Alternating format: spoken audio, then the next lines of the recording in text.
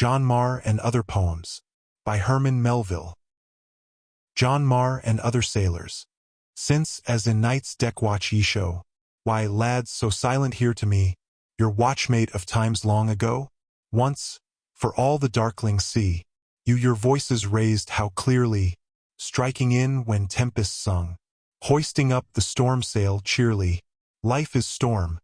Let storm, you rung, taking things as fated merely, childlike though the world ye spanned, nor holding unto life too dearly, ye who held your lives in hand, skimmers who on oceans for petrels were and larks ashore. Oh, not from memory lightly flung, forgot like strains no more availing, the heart to music haughtier strung, nay, frequent near me, never staling, whose good feeling kept ye young. Like tides that enter creek or stream, ye come, ye visit me or seem, swimming out from seas of faces, alien myriads memory traces, to enfold me in a dream. I yearn as ye, but rafts that strain, parted, shall they lock again? Twined we were, entwined, then riven, ever to new embracements driven, shifting gulf weed of the main, and how if one here shift no more, lodged by the flinging surge ashore? Nor less as now, in eve's decline, your shadowy fellowship is mine. Ye float around me, form and feature, tattooings, earrings, lovelocks curled, barbarians of man's simpler nature, unworldly servers of the world. Yea, present all and dear to me, though shades or scouring China's sea. Whither, whither, merchant sailors, whitherward now in roaring gales, competing still, ye huntsmen whalers, in Leviathan's wake what boat prevails? And man-of-war's men, where away?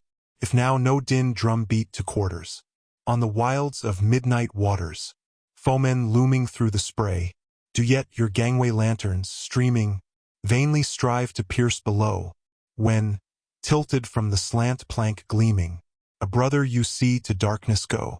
But, gunmates lashed in shot canvas, if where long watch below ye keep, never the shrill all hands up hammocks breaks the spell that charms your sleep, and summoning trumps might vainly call, and booming guns implore.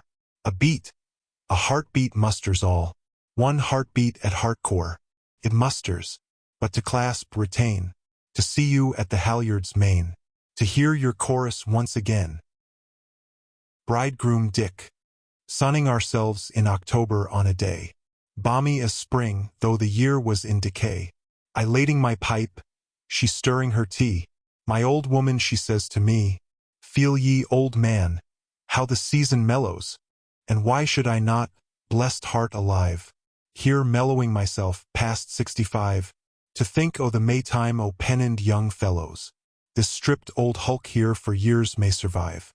Ere yet, long ago we were spliced bonny blue, silvery it gleams down the moon glade o' time. Ah, sugar in the bowl and berries in the prime. Coxswain I o' the Commodore's crew. Under me the fellows that manned his fine gig, spinning him ashore a king in full fig. Chirrupy even when crosses rubbed me, bridegroom Dick lieutenants dubbed me. Pleasant at a yarn, Bob o' Lincoln in a song, diligent in duty and nattily arrayed, favored I was wife and fleeted right along, and though but a tot for such a tall grade, a high quartermaster at last I was made. All this, old lassie, you have heard before, but you listen again for the sake e'en o' me. No babble stale so the good times o' yore, to Joan if Darby the babbler be. Babbler? Oh what? Addled brains, they forget. Oh quartermaster I. Yes, the signal's set, hoisted the ensign, mended it when frayed, polished up the binnacle, minded the helm, and prompt every order blithely obeyed. To me would the officers say a word cheery, break through the starch o' the quarter-deck realm, his coxswain late so the Commodore's pet. I, and in night watches long and weary, bored nigh to death with the Navy etiquette, yearning too for fun some younker a cadet, dropping for time each vain bumptious trick, boy-like would unbend to bridegroom Dick. But a limit there was, a check, DC. Those fine young aristocrats knew their degree. Well, stationed aft where their lordships keep, seldom going forward excepting to sleep. I boozing now on bygone years, my betters recall along with my peers. Recall them, wife, but I see them plain, alive, alert, every man stirs again. I and again on the lee side pacing, my spyglass carrying, a truncheon in show, turning at the taffrail, my footsteps retracing, proud in my duty again methinks I go. And Dave, Dainty Dave, I mark where he stands, our trim sailing master, to time the high noon, that thingambob sextant perplexing eyes and hands, squinting at the sun, or twigging o' the moon. Then, touching his cap to old chock-a-block, commanding the quarter-deck, "Sir, 12 o'clock." Where sails he now, that trim sailing master, slender, yes, as the ship's skysail pole? Dimly I mind me of some sad disaster. Dainty Dave was dropped from the Navy roll, and for old Lieutenant Chock-a-block, fast, wife, chock-fast to death's black dock, buffeted about the obstreperous ocean, fleeted his life if lagged his promotion. Little girl, they are all gone, I think, leaving bridegroom Dick here with lids that wink. Where is A.P. Catesby? The fights fought of yore, famed him and laced him with epaulets, and more. But fame is a wake that after wakes cross, and the waters wallow all and laugh. Where's the loss? But John Bull's bullet in his shoulder bearing, ballasted A.P. in his long seafaring. The middies they ducked to the man who had messed with Decatur in the gun-room or forward pressed, fighting beside Perry, Hull, Porter, and the rest.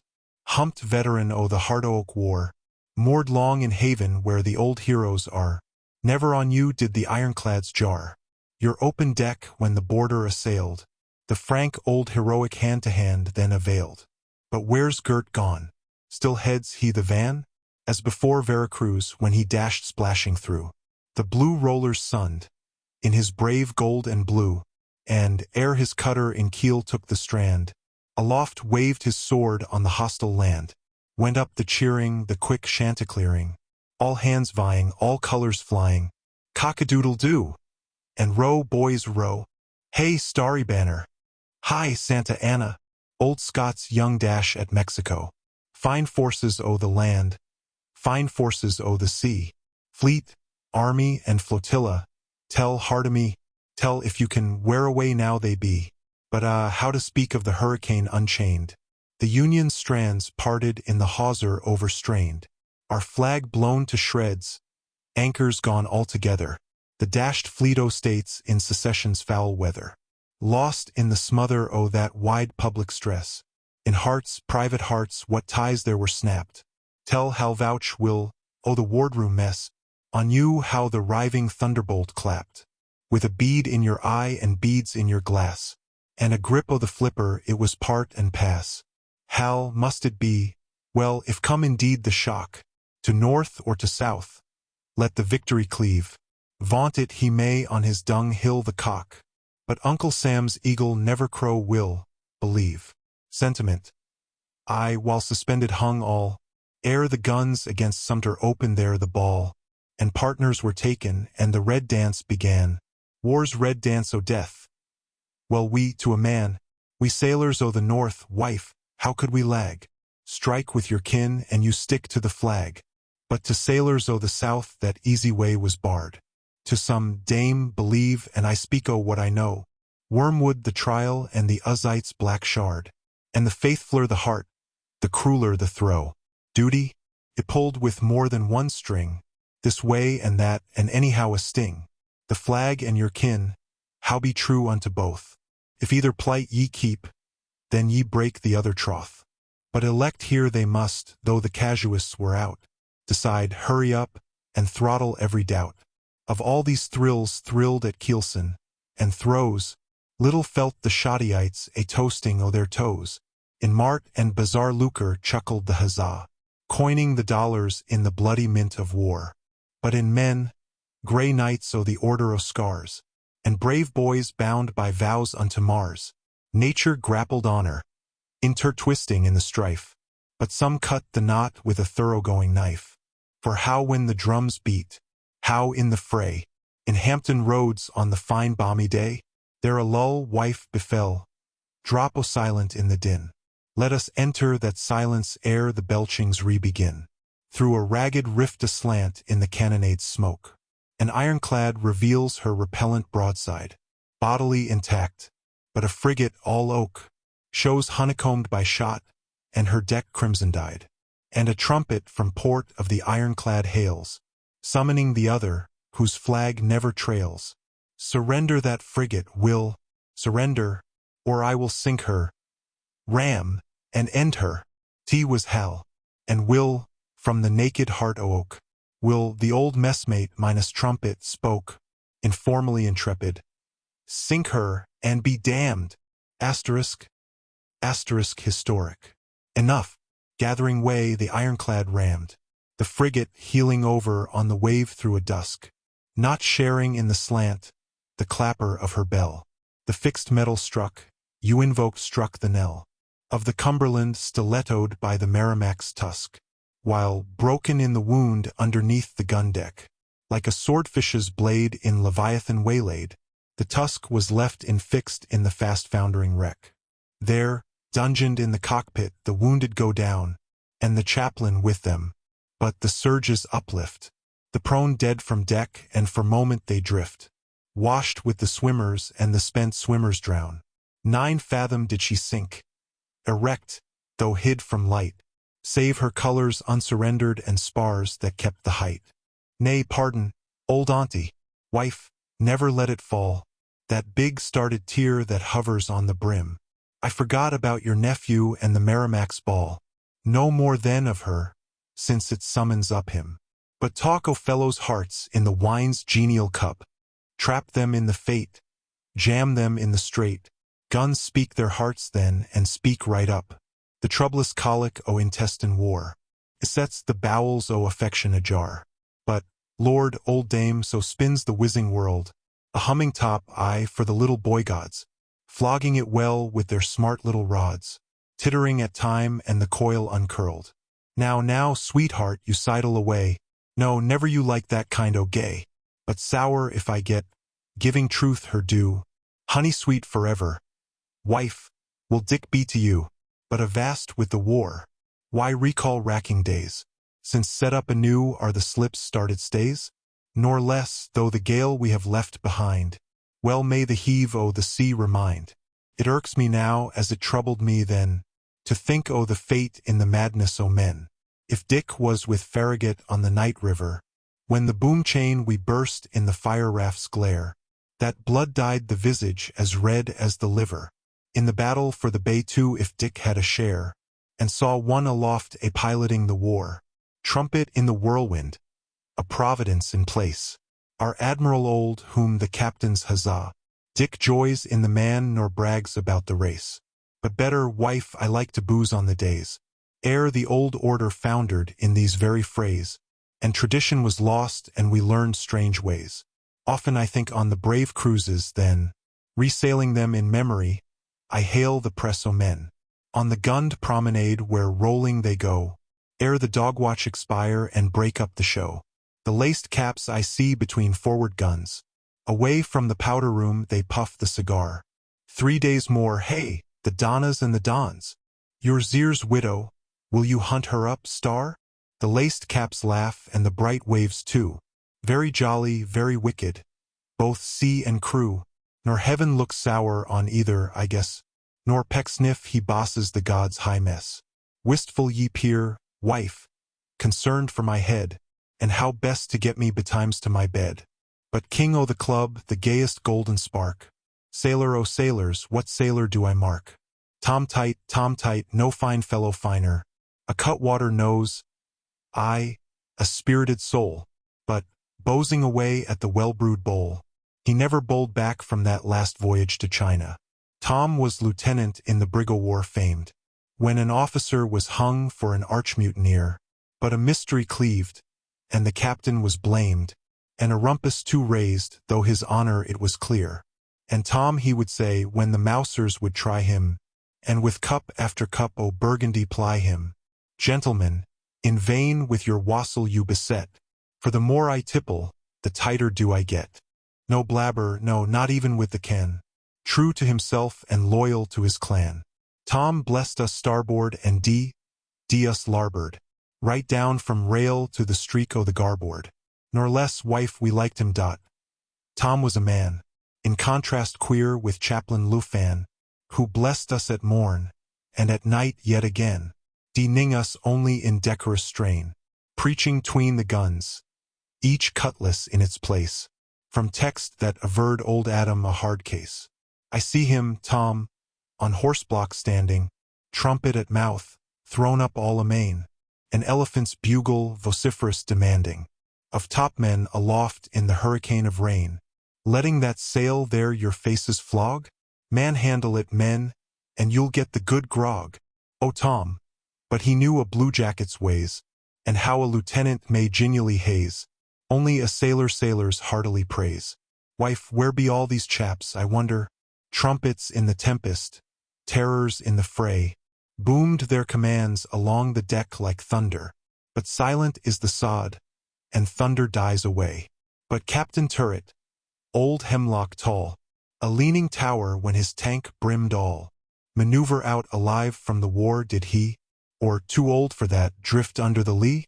Kentuckian colossal who, touching at Madeira, the huge puncheon shipped o' prime Santa Clara, then rocked along the deck so solemnly, no whit the less though judicious was enough, in dealing with the Finn who made the great huff, our three-decker's giant, a grand boatswain's mate, manliest of men in his own natural senses, but driven stark mad by the devil's drugged stuff, storming all aboard from his run ashore late, challenging to battle, vouchsafing no pretenses, a reeling King Og, delirious in power, the quarter-deck carronades he seemed to make cower.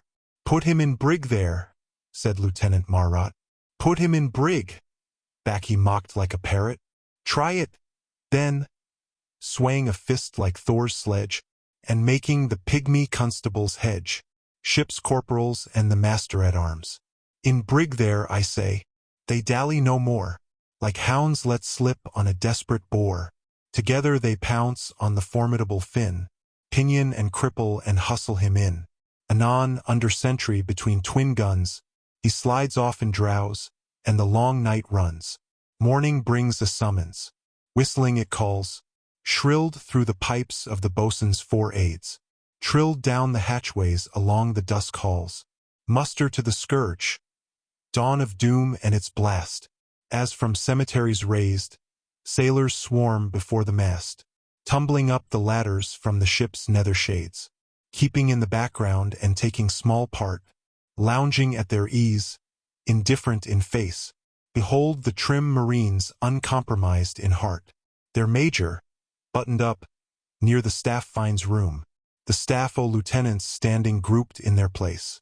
All the laced caps o' the wardroom come, the chaplain among them disciplined and dumb. The blue-nosed boatswain, complexioned like slag, like a blue Monday lures his implements in bag.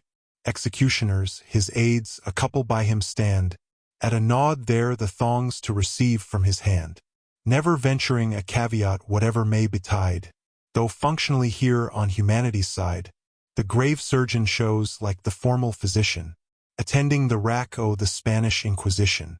The angel o' the brig brings his prisoner up, then, steadied by his old Santa Clara, a sup, heading all erect, the range decises there, low Captain Turret and under-starred bunting, a florid full face and fine silvered hair, gigantic the yet greater giant confronting. Now the culprit he liked as a tall captain can, a Titan subordinate and true sailorman, and frequent he'd shown it, no worded advance, but flattering the Finn with a well-timed glance. But what of that now? In the Martinet mean, read the articles of war, heed the naval routine, while cut to the heart a dishonor there to win. Restored to his senses, stood the Anik Finn, in racked self-control the squeezed tears peeping, scalding the eye with repressed inkeeping.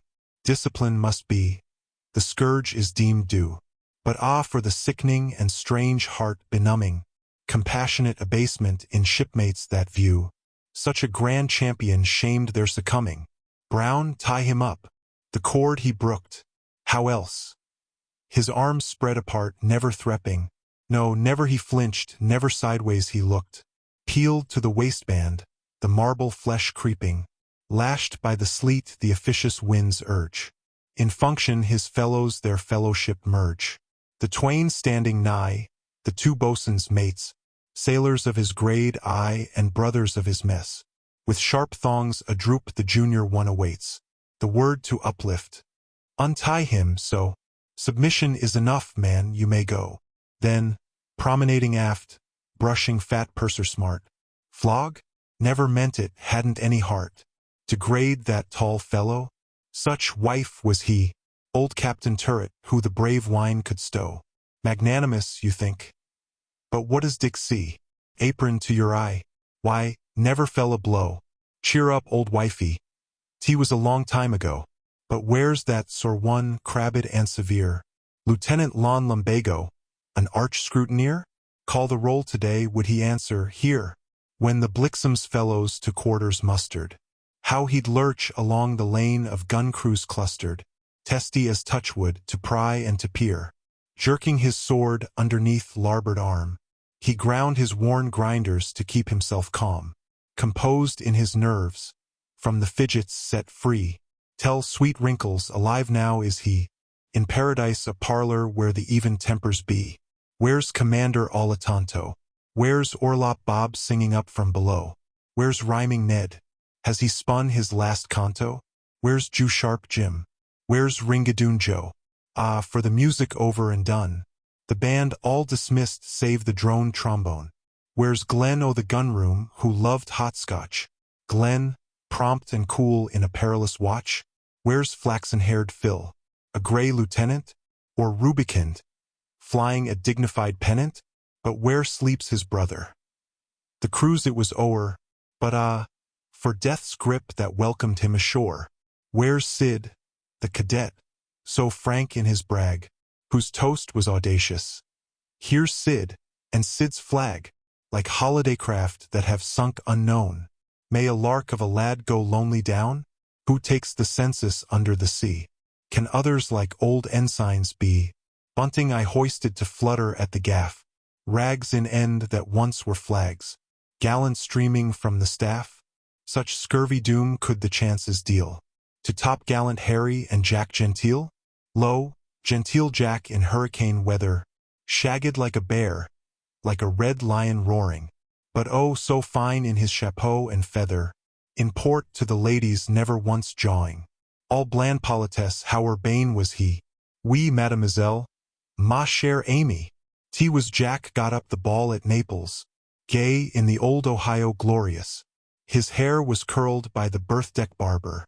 Never you deemed him a cub of rude Boreas, in tight little pumps with the grand dames in rout, a-flinging his shapely foot all about, his watch-chain with love's jewel tokens abounding, curls ambrosial shaking out odors, waltzing along the batteries, astounding, the gunner glum and the grim-visaged loaders.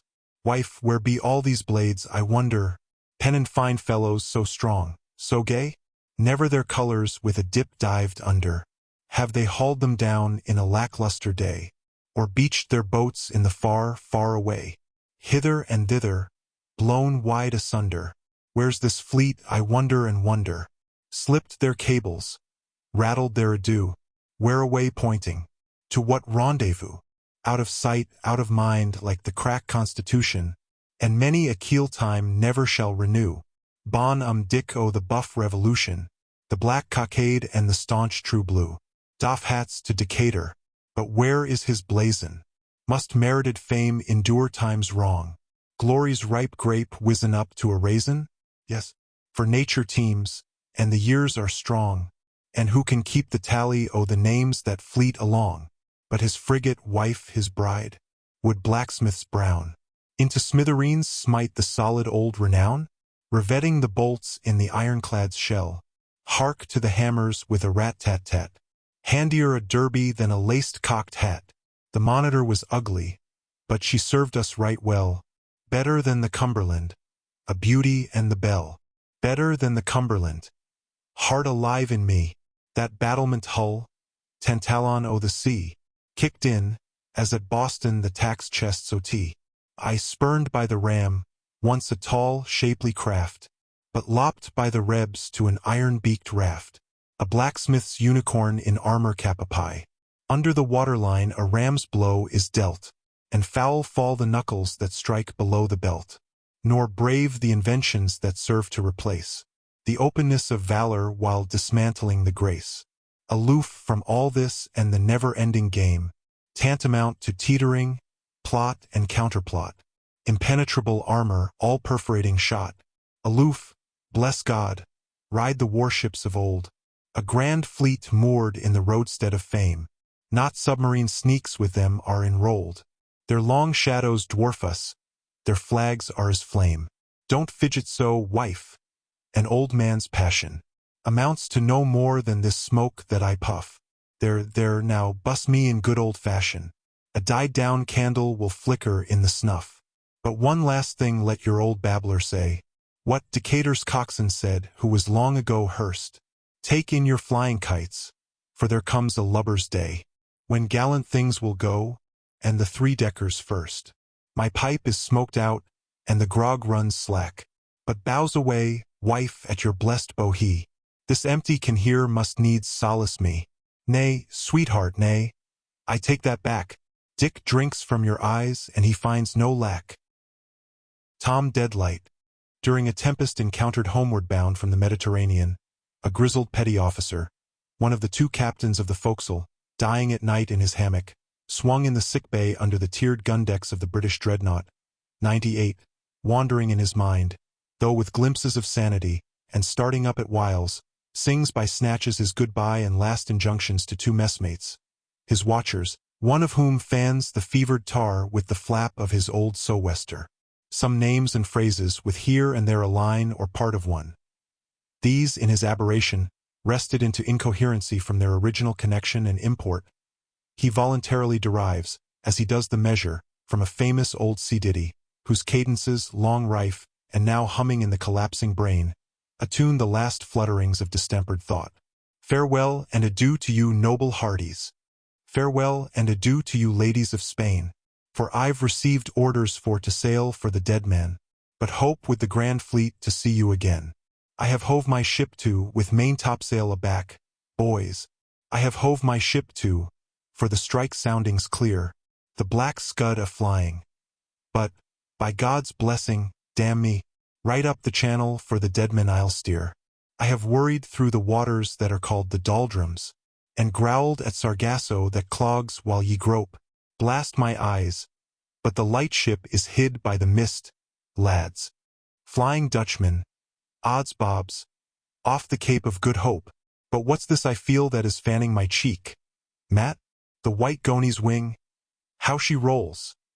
Tea is the Cape, give my kit to the mess, Jock, for kin none is mine, none, and tell holy Joe to avast with the crape. Dead reckoning, says Joe, it won't do to go by, but they doused all the glims, Matt, in sky tea other night. Dead reckoning is good for to sail for the dead man. And Tom Deadlight he thinks it may reckon near right. The signal. It streams for the grand fleet to anchor. The captains, the trumpets, the hullabaloo, stand by for blue blazes and mind your shank painters, for the Lord High Admiral, he's squinting at you. But give me my tot, Matt, before I roll over. Jock, let's have your flipper, it's good for to feel.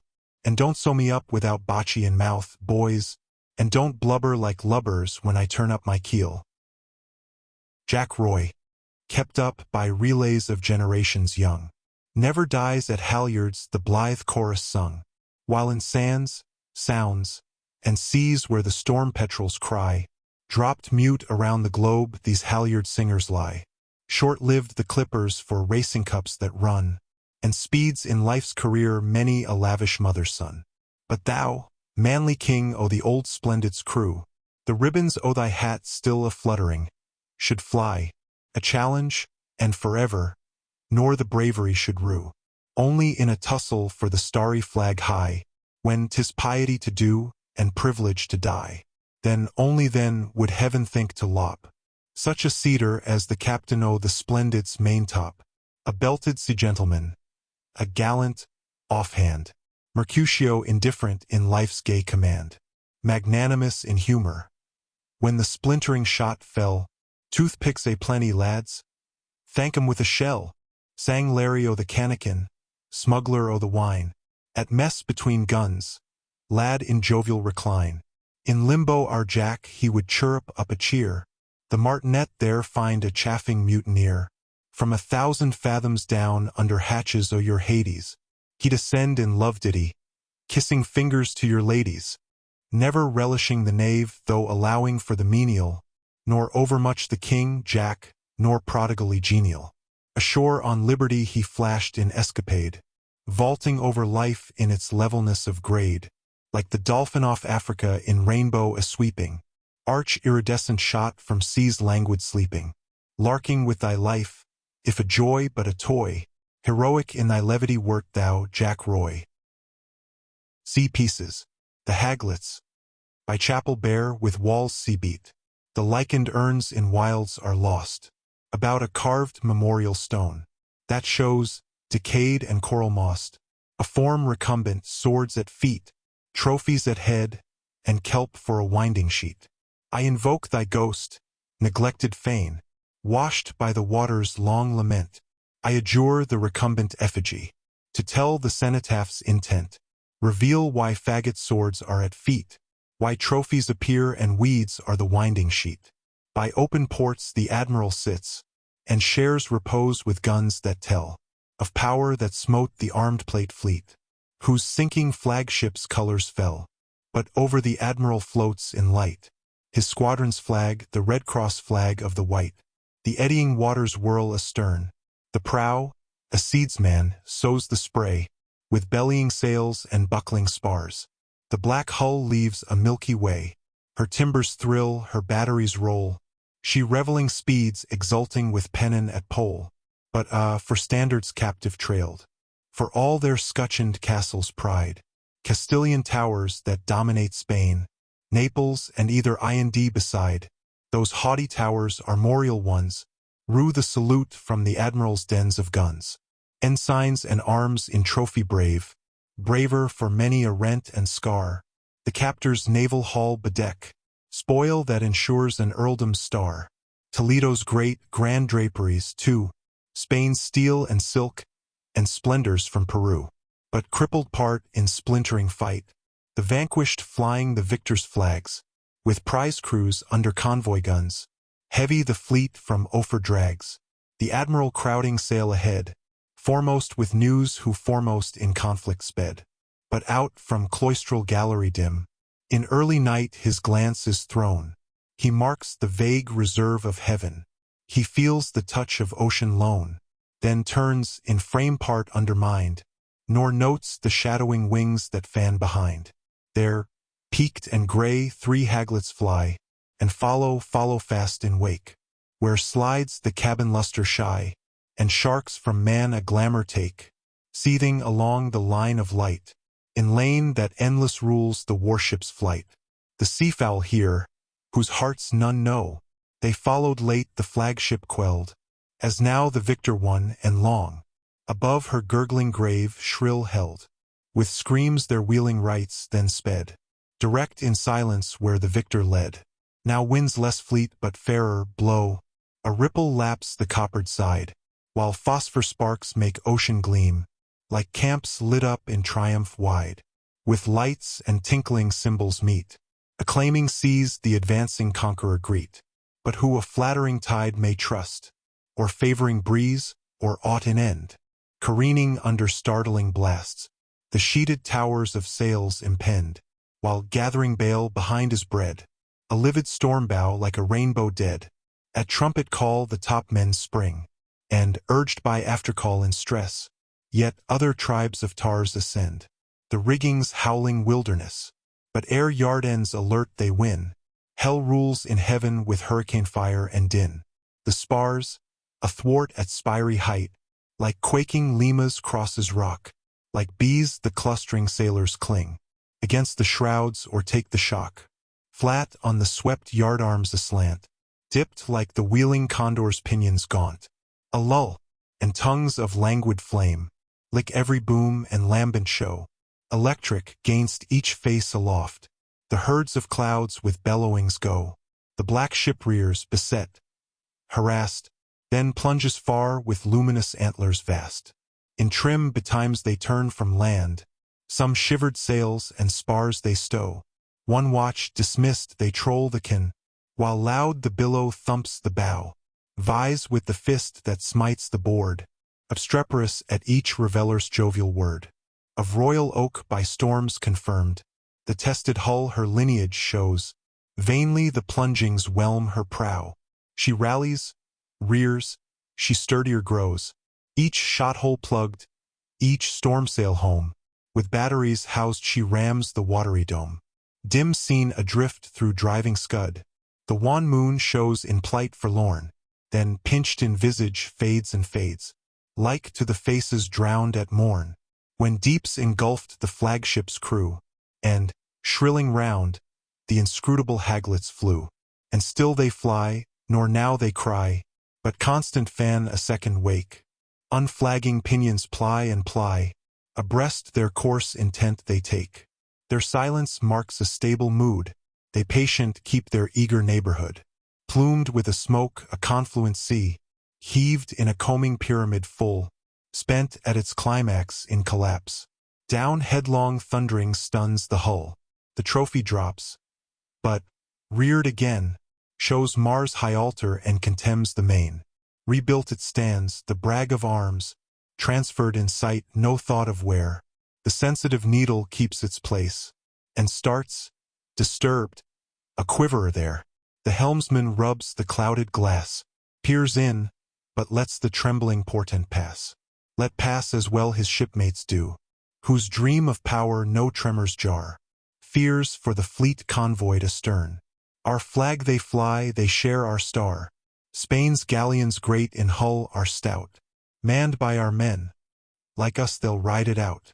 Tonight's the night that ends the week, ends day and week and month and year, a fourfold imminent flickering time. For now the midnight draws anear. 8 bells, and passing bells they be. The old year fades, the old year dies at sea. He launched them well, but shall the new redeem the pledge the old year made, or prove a self-asserting heir? But healthy hearts few qualms invade.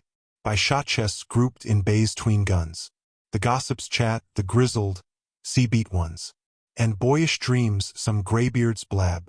To sea, my lads, we go no more, who share the Acapulco prize. We'll all night in and bang the door.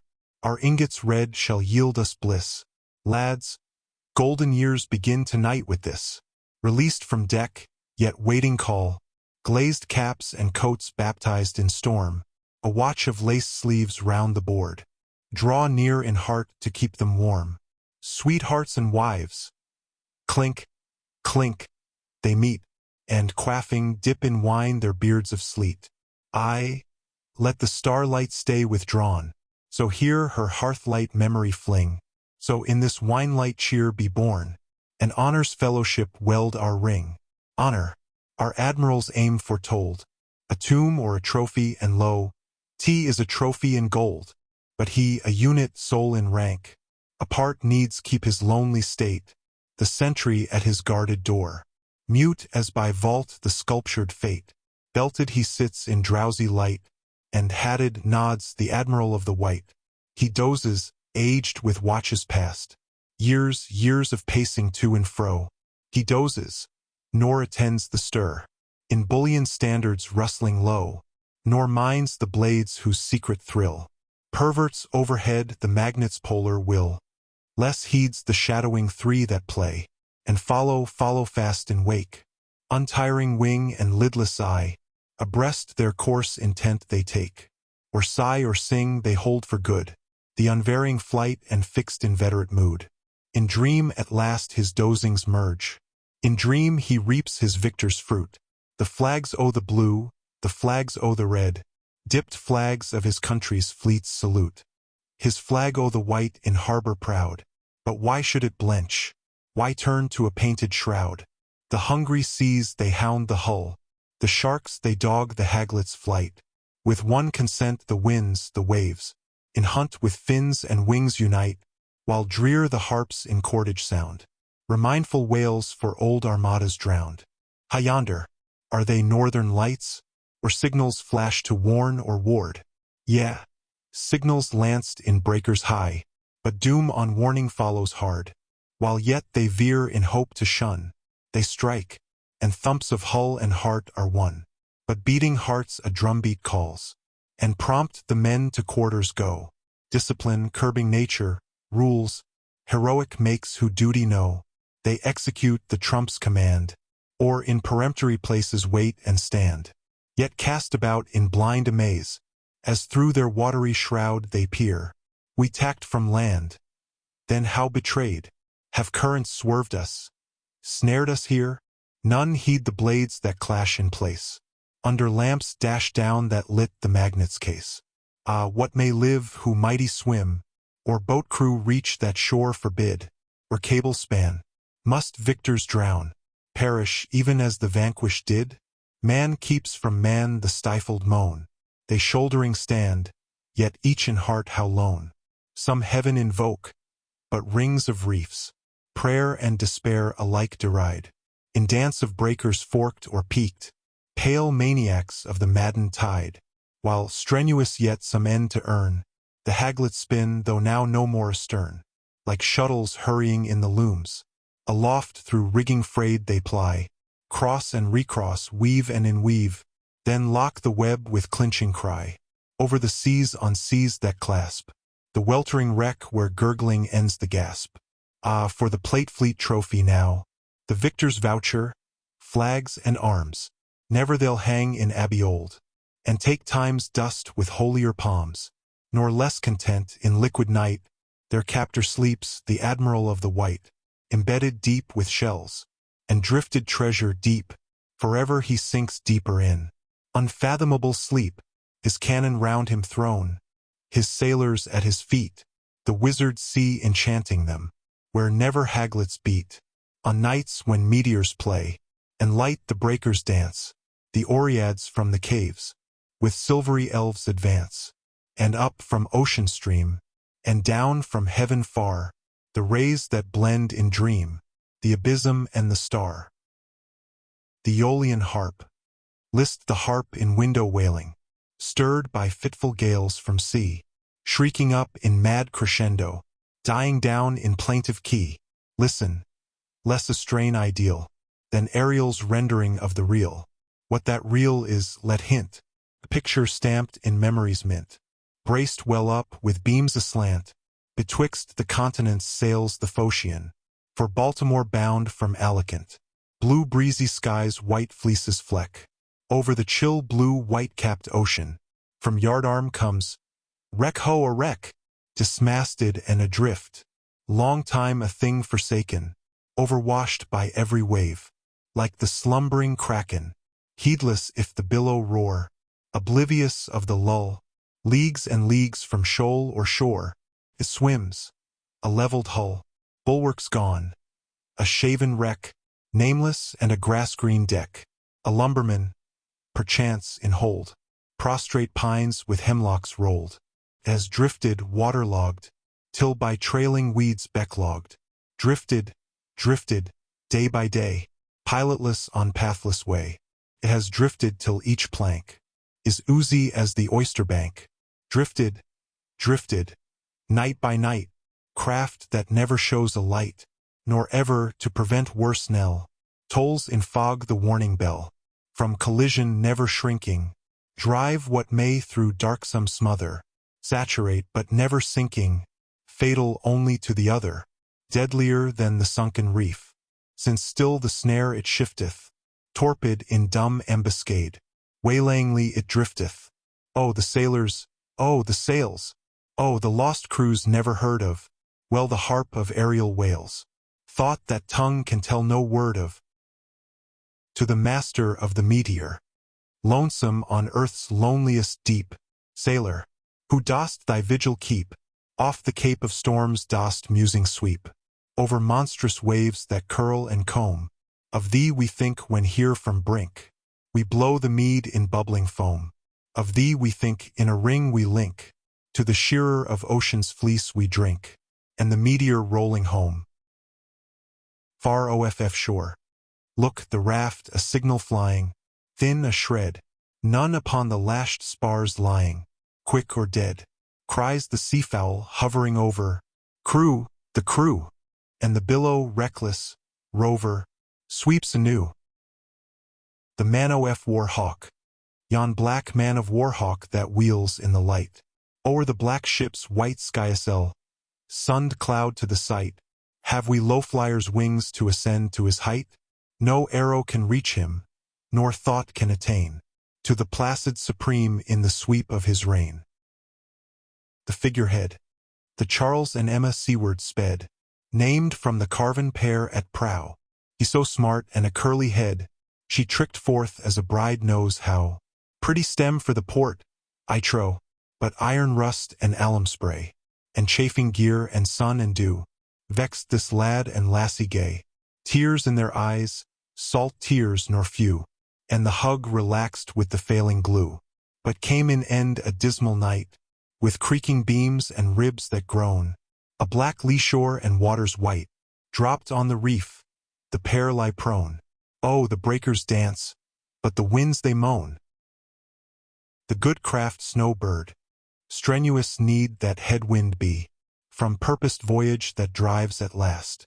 The ship, sharp-braced and dogged still, beating up against the blast. Brigs that figs for market gather, homeward bound upon the stretch, encounter oft this uglier weather. Yet in end their port they fetch. Mark yon craft from sunny Smyrna, glazed with ice in Boston Bay. Out they toss the fig drums cheerly, livelier for the frosty ray. What if sleet offshore assailed her? What though ice yet played her yards? In wintry port not less she renders summer's gift with warm regards. And, look, the underwriter's man, timely when the stevedore's done, puts on his specs to pry and scan, and sets her down a number 1. Bravo, master! Bravo, brig! For slanting snows out of the west. Never the snowbird cares one fig, and foul winds steady her though a pest. Old counsel, come out of the golden gate, go round the horn with streamers, carry royals early and late. But, brother, be not over elate. All hands save ship has startled dreamers. The tuft of kelp, all dripping in tangles green, cast up by a lonely sea. If purer for that, O weed, bitterer too are ye? The Maldive shark, about the shark phlegmatical one, pale sot of the Maldive sea, the sleek little pilot fish, azure and slim, how alert in attendance be, from his saw-pit of mouth, from his charnel of maw. They have nothing of harm to dread, but liquidly glide on his ghastly flank, or before his Gorgonian head, or lurk in the port of serrated teeth, in white triple tiers of glittering gates, and there find a haven when peril's abroad, an asylum in jaws of the fates. They are friends, and friendly they guide him to prey, yet never partake of the treat. Eyes and brains to the dotard lethargic and dull, pale ravener of horrible meat. To Ned, where is the world we roved? Ned Bunn. Hollows thereof lay rich in shade, by voyagers old inviolate thrown, ere Paul Pry cruised with pelf and trade. To us old lads some thoughts come home, who roamed a world young lads no more shall roam, nor less the satiate year impends, when, wearying of routine resorts, the pleasure hunter shall break loose. Ned, for our pantheistic ports, Marquesas and Glend Isles that be, authentic Edens in a pagan sea, the charm of scenes untried shall lure, and Ned a legend urge the flight, the typy truants under stars, unknown to Shakespeare's Midsummer Night, and man, if lost to Saturn's age, yet feeling life no Syrian pilgrimage, but, tell shall he, the tourist, find, our isles the same in violet glow, and amoring us what years and years. Ah, Ned, what years and years ago? Well, Adam advances smart in pace, but scarce by violets that advance you trace. But we, in anchor watches calm, the Indian psyche's languor won, and, musing, breathed primeval balm, from Eden's air yet overrun. marveling mild if mortal twice, here and hereafter touch a paradise. Crossing the tropics, while now the pole star sinks from sight, the Southern Cross it climbs the sky, but losing thee, my love, my light, O bride, but for one bridal night, the loss no rising joy supply. Love, love, the trade winds urge abaft, and thee, from thee they steadfast waft. By day the blue and silver sea, and chime of waters blandly fanned, nor these nor Gama stars to me may yield delight, since still for thee I long as Gama longed for land. I yearn, reverting turn, my heart it streams in wake astern, when, cut by slanting sleet, we swoop, where raves the world's inverted year. If roses all your porch shall loop, not less your heart for me will droop, doubling the world's last outpost drear. O love, these oceans vast, love, love, it is as death were past. The Berg. I saw a ship of martial build, her standard set, her brave apparel on, directed as by madness mere, against a stolid iceberg steer, nor budget, though the infatuate ship went down. The impact made huge ice cubes fall, sullen in tons that crashed the deck. But that one avalanche was all. No other movement save the foundering wreck. Along the spurs of ridges pale, not any slenderest shaft and frail, a prism over glass, green gorges lone, toppled, nor lace of traceries fine, nor pendant drops in grot or mine, were jarred, when the stunned ship went down, nor soul the gulls in cloud that wheeled, circling one snow-flanked peak afar, but nearer foul the floes that skimmed, and crystal beaches felt no jar. No thrill transmitted stirred the lock of jackstraw needle ice at base. Towers undermined by waves, the block, a tilt impending, kept their place. Seals, dozing sleek on sliddery ledges, slipped never when by loftier edges. Through very inertia overthrown, the impetuous ship in bafflement went down. Hard berg, methought, so cold, so vast, with mortal damps self-overcast, exhaling still thy dankyish breath, adrift dissolving, bound for death, though lumpish thou a lumbering one, a lumbering lubber'd loitering slow, impingers rue thee and go down, sounding thy precipice below, nor stir the slimy slug that sprawls along thy dense stolidity of walls. The enviable isles. Through storms you reach them and from storms are free. Afar descried, the foremost drear in hue, but nearer green, and, on the marge, the sea makes thunder low and mist of rainbow dew. But, inland, where the sleep that folds the hills, a dreamier sleep, the trance of God, instills, on uplands hazed, in wandering airs a swoon, slow swaying palms salute love's cypress tree, adown in vale where pebbly runlets croon, a song to lull all sorrow and all glee. Sweet fern and moss in many a glade are here, where, strewn in flocks, what cheek-flushed myriads lie, dimpling in dream, unconscious slumberers mere, while billows endless round the beaches die. Pebbles. Though the clerk of the weather insist, and lay down the weather law, pintado and gannet they wist, that the winds blow whither they list, in tempest or flaw. 2. Old are the creeds, but stale the schools, revamped as the mode may veer, but ORM from the schools to the beaches strays, and, finding a concord with time, he delays, and reverent lifts it to ear. That voice, pitched in far monotone, shall it swerve? Shall it deviate ever? The seas have inspired it, and truth, varying from sameness never. 3. In hollows of the liquid hills, where the long blue ridges run, the flattery of no echo thrills, for echo the seas have none, nor aught that gives man back man's strain, the hope of his heart, the dream in his brain. For, on ocean where the embattled fleets repair, man, suffering inflictor, sails on sufferance there. The implacable eye, the old implacable sea, implacable most when most I smile serene, pleased, not appeased, by myriad wrecks in me. 6. Curled in the comb of yon billow Andean, is it the dragon's heaven-challenging crest? elemental mad ramping of ravening waters, yet Christ on the mount, and the dove in her nest. 7. Healed of my hurt, I laud the inhuman sea, yea, bless the angels for that there convene, for healed I am ever by their pitiless breath, distilled in wholesome dew named rosmarine. Poems from Timoleon. Lines traced under an image of a more threatening.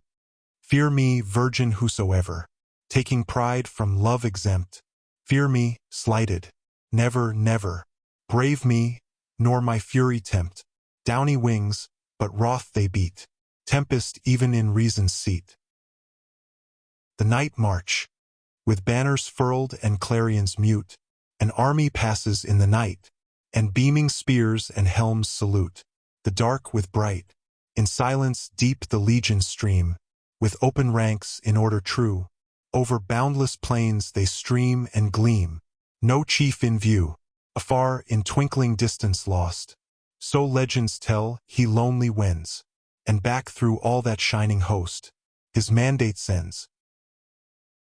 The ravaged villa. In shards the sylvan vases lie, their links of dance undone, and brambles wither by thy brim, choked fountain of the sun. The spider in the laurel spins, the weed exiles the flower, and, flung to kiln Apollo's bust, makes lime for Mammon's tower. The new zealot to the sun. Persian, you rise, a flame from climes of sacrifice, where adulators sue, and prostrate man, with brow abased, adheres to rites whose tenor traced. All worship hitherto, archetype of sway, meetly your overruling ray, you fling from Asia's plain, whence flashed the javelins abroad, of many a wild incursive horde, led by some shepherd Cain, mid terrors dinned. Gods too came conquerors from your Ind. The book of Brahma throve, they came like to the scythe car, westward they rolled their empire far, of night their purple wove. Chemist you breed, in orient climes each sorcerous weed, that energizes dream, transmitted, spread in myths and creeds, Houris and Hell's delirious screeds, and Calvin's last extreme. What though your light, in time's first dawn compelled the flight, of chaos startled clan, shall never all your darted spears disperse worse anarchs, frauds and fears, sprung from these weeds to man, but science yet, an effluence ampler shall beget, and power beyond your play, shall quell the shades you fail to rout, yea, searching every secret out, elucidate your ray. Monody.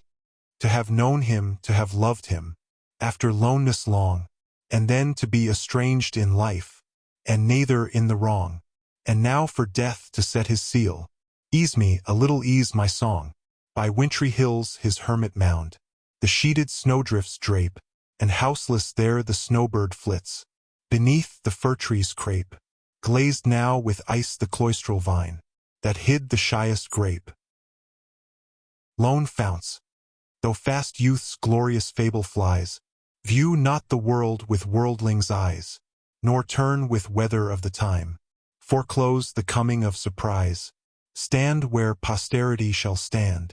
Stand where the ancients stood before, and, dipping in lone founts thy hand, drink of the never-varying lore, wise once, and wise thence evermore. The bench of boors. In bed I muse on tenure spores, embrowned and beery locels all. A wakeful brain elaborates pain. Within low doors the slugs of boors laze and yawn and doze again. In dreams they doze, the drowsy boors, their hazy hovel warm and small, thoughts ampler bound. But chill is found within low doors the basking boors snugly hug the ember mound. Sleepless I see the slumberous boors. Their blurred eyes blink, their eyelids fall, thoughts eager sight, overbright. Within low doors the boozy boors, catnaps take in pipe bowl light. Art. In placid hours well pleased we dream, of many a brave unbodied scheme, but form to lend, pulsed life create. What unlike things must meet and mate, a flame to melt, a wind to freeze, sad patience, joyous energies, humility, yet pride and scorn, instinct and study, love and hate, audacity, reverence, these must mate, and fuse with Jacob's mystic heart, to wrestle with the angel art. The enthusiast shall hearts that beat no base retreat. In youth's magnanimous years, ignoble hold it if discreet. When interest tames to fears, shall spirits that worship light, perfidious deem its sacred glow, recant and trudge where worldlings go, conform and own them right? Shall time with creeping influence cold unnerve and cow the heart, pine for the heartless ones enrolled with palterers of the mart?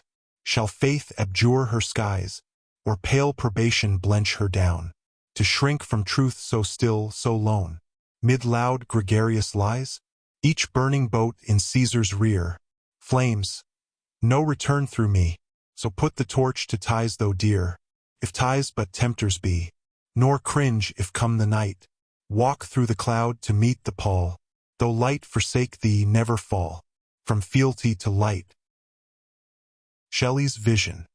Wandering late by morning seas, when my heart with pain was low, hate the censer pelted me, deject I saw my shadow go, in elf caprice of bitter tone, I too would pelt the pelted one, at my shadow I cast a stone, when lo, upon that sunlit ground, I saw the quivering phantom take, the likeness of Saint Stephen crowned, then did self-reverence awake.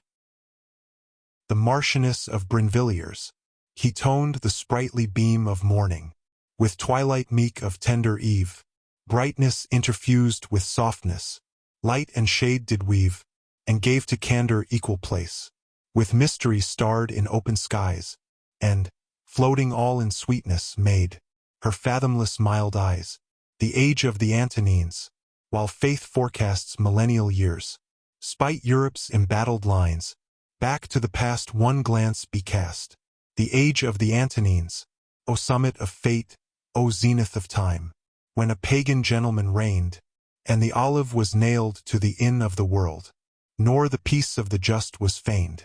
A halcyon age, afar it shines, solstice of man and the Antonines, hymns to the nation's friendly gods, went up from the fellowly shrines, no demagogue beat the pulpit drum. In the age of the Antonines, the sting was not dreamed to be taken from death, no paradise pledged or sought, but they reasoned of fate at the flowing feast, nor stifled the fluent thought. We sham, we shuffle while faith declines. They were frank in the age of the Antonines. Orders and ranks they kept degree. Few felt how the parvenu pines. No lawmaker took the lawless one's fee. In the age of the Antonines, under law made will the world reposed, and the ruler's right confessed. For the heavens elected the emperor then, the foremost of men the best. Ah, might we read in America's signs, the age restored of the Antonines, Herba Santa. After long wars when comes release, not olive wands proclaiming peace, can import dearer share, than stems of Herba Santa hazed, in autumn's Indian air. Of moods they breathe that care disarm, they pledge us lenitive and calm. To shall code or creed a lure afford, to win all selves to love's accord? When love ordained a supper divine, for the wide world of man, what bickerings o'er his gracious wine? Then strange new feuds began, effectual more in lowlier way. Pacific herb, thy sensuous plea, the bristling clans of Adam sway, at least to fellowship in thee. Before thine altar tribal flags are furled, fain wouldst thou make one hearthstone of the world. 3. To scythe, to scepter, pen and hod, yeah, sodden laborers dumb, to brains overplied, to feet that plod, in solace of the truce of God. The calumet has come, for the world ere Raleigh's find, never that knew this suasive balm, that helps when Gilead's fails to heal, helps by an interserted charm. Insinuous thou that through the nerve, windest the soul and so canst win, some from repinings, some from sin, the church's aim thou dost subserve, the ruffled fag fordone with care, and brooding, God would ease this pain, him soothest thou and smoothest down, till some content return again. Even ruffians feel thy influence breed. Saint Martin's summer in the mind, they feel this last evangel plead, as did the first apart from creed. Be peaceful, man. Be kind. Be rejected once on higher plane. O love supreme, to come again. Can this be thine? Again to come and win us too, in likeness of a weed, that as a god didst vainly woo, as man more vainly bleed? 6. Forbear, my soul, and in thine eastern chamber, rehearse the dream that brings the long release, through jasmine sweet and talismanic amber, inhaling herba santa in the passive pipe of peace. Off Cape Colana, aloof they crown the foreland lone, from aloft they loftier rise, fair columns in the aureole rolled, from sunned Greek seas and skies, they wax, sublime to fancy's view, a godlike group against the blue, overmuch like gods, serene they saw, the wolf waves board the deck, and headlong hull of falconer, and many a deadlier wreck. The apparition, the Parthenon uplifted on its rock, first challenging the view on the approach to Athens. Abrupt the supernatural cross, vivid in startled air, smote the Emperor Constantine, and turned his soul's allegiance there, with other power appealing down, trophy of Adam's best. If cynic minds you scarce convert, you try them, shake them, or molest. Diogenes, that honest heart, lived ere your date began. Thee had he seen, he might have swerved, in mood nor barked so much at man. L'Envoi, the return of the sire de Nestle. A.D. 16. My towers at last, these rovings end. Their thirst is slaked in larger dearth. The yearning infinite recoils, for terrible is earth. Koph thrusts his snout crags through fog. Araxes swells beyond his span, and knowledge poured by pilgrimage overflows the banks of man. But thou, my stay, thy lasting love, one lonely good, let this but be, weary to view the wide world's swarm, but blessed to fold but thee. Supplement. Were I fastidiously anxious for the symmetry of this book, it would close with the notes. But the times are such that patriotism, not free from solicitude, urges a claim overriding all literary scruples. It is more than a year since the memorable surrender, but events have not yet rounded themselves into completion. Not justly can we complain of this. There has been an upheaval affecting the basis of things. To altered circumstances, complicated adaptations are to be made. There are difficulties great and novel. But is reason still waiting for passion to spend itself? We have sung of the soldiers and sailors, but who shall hymn the politicians?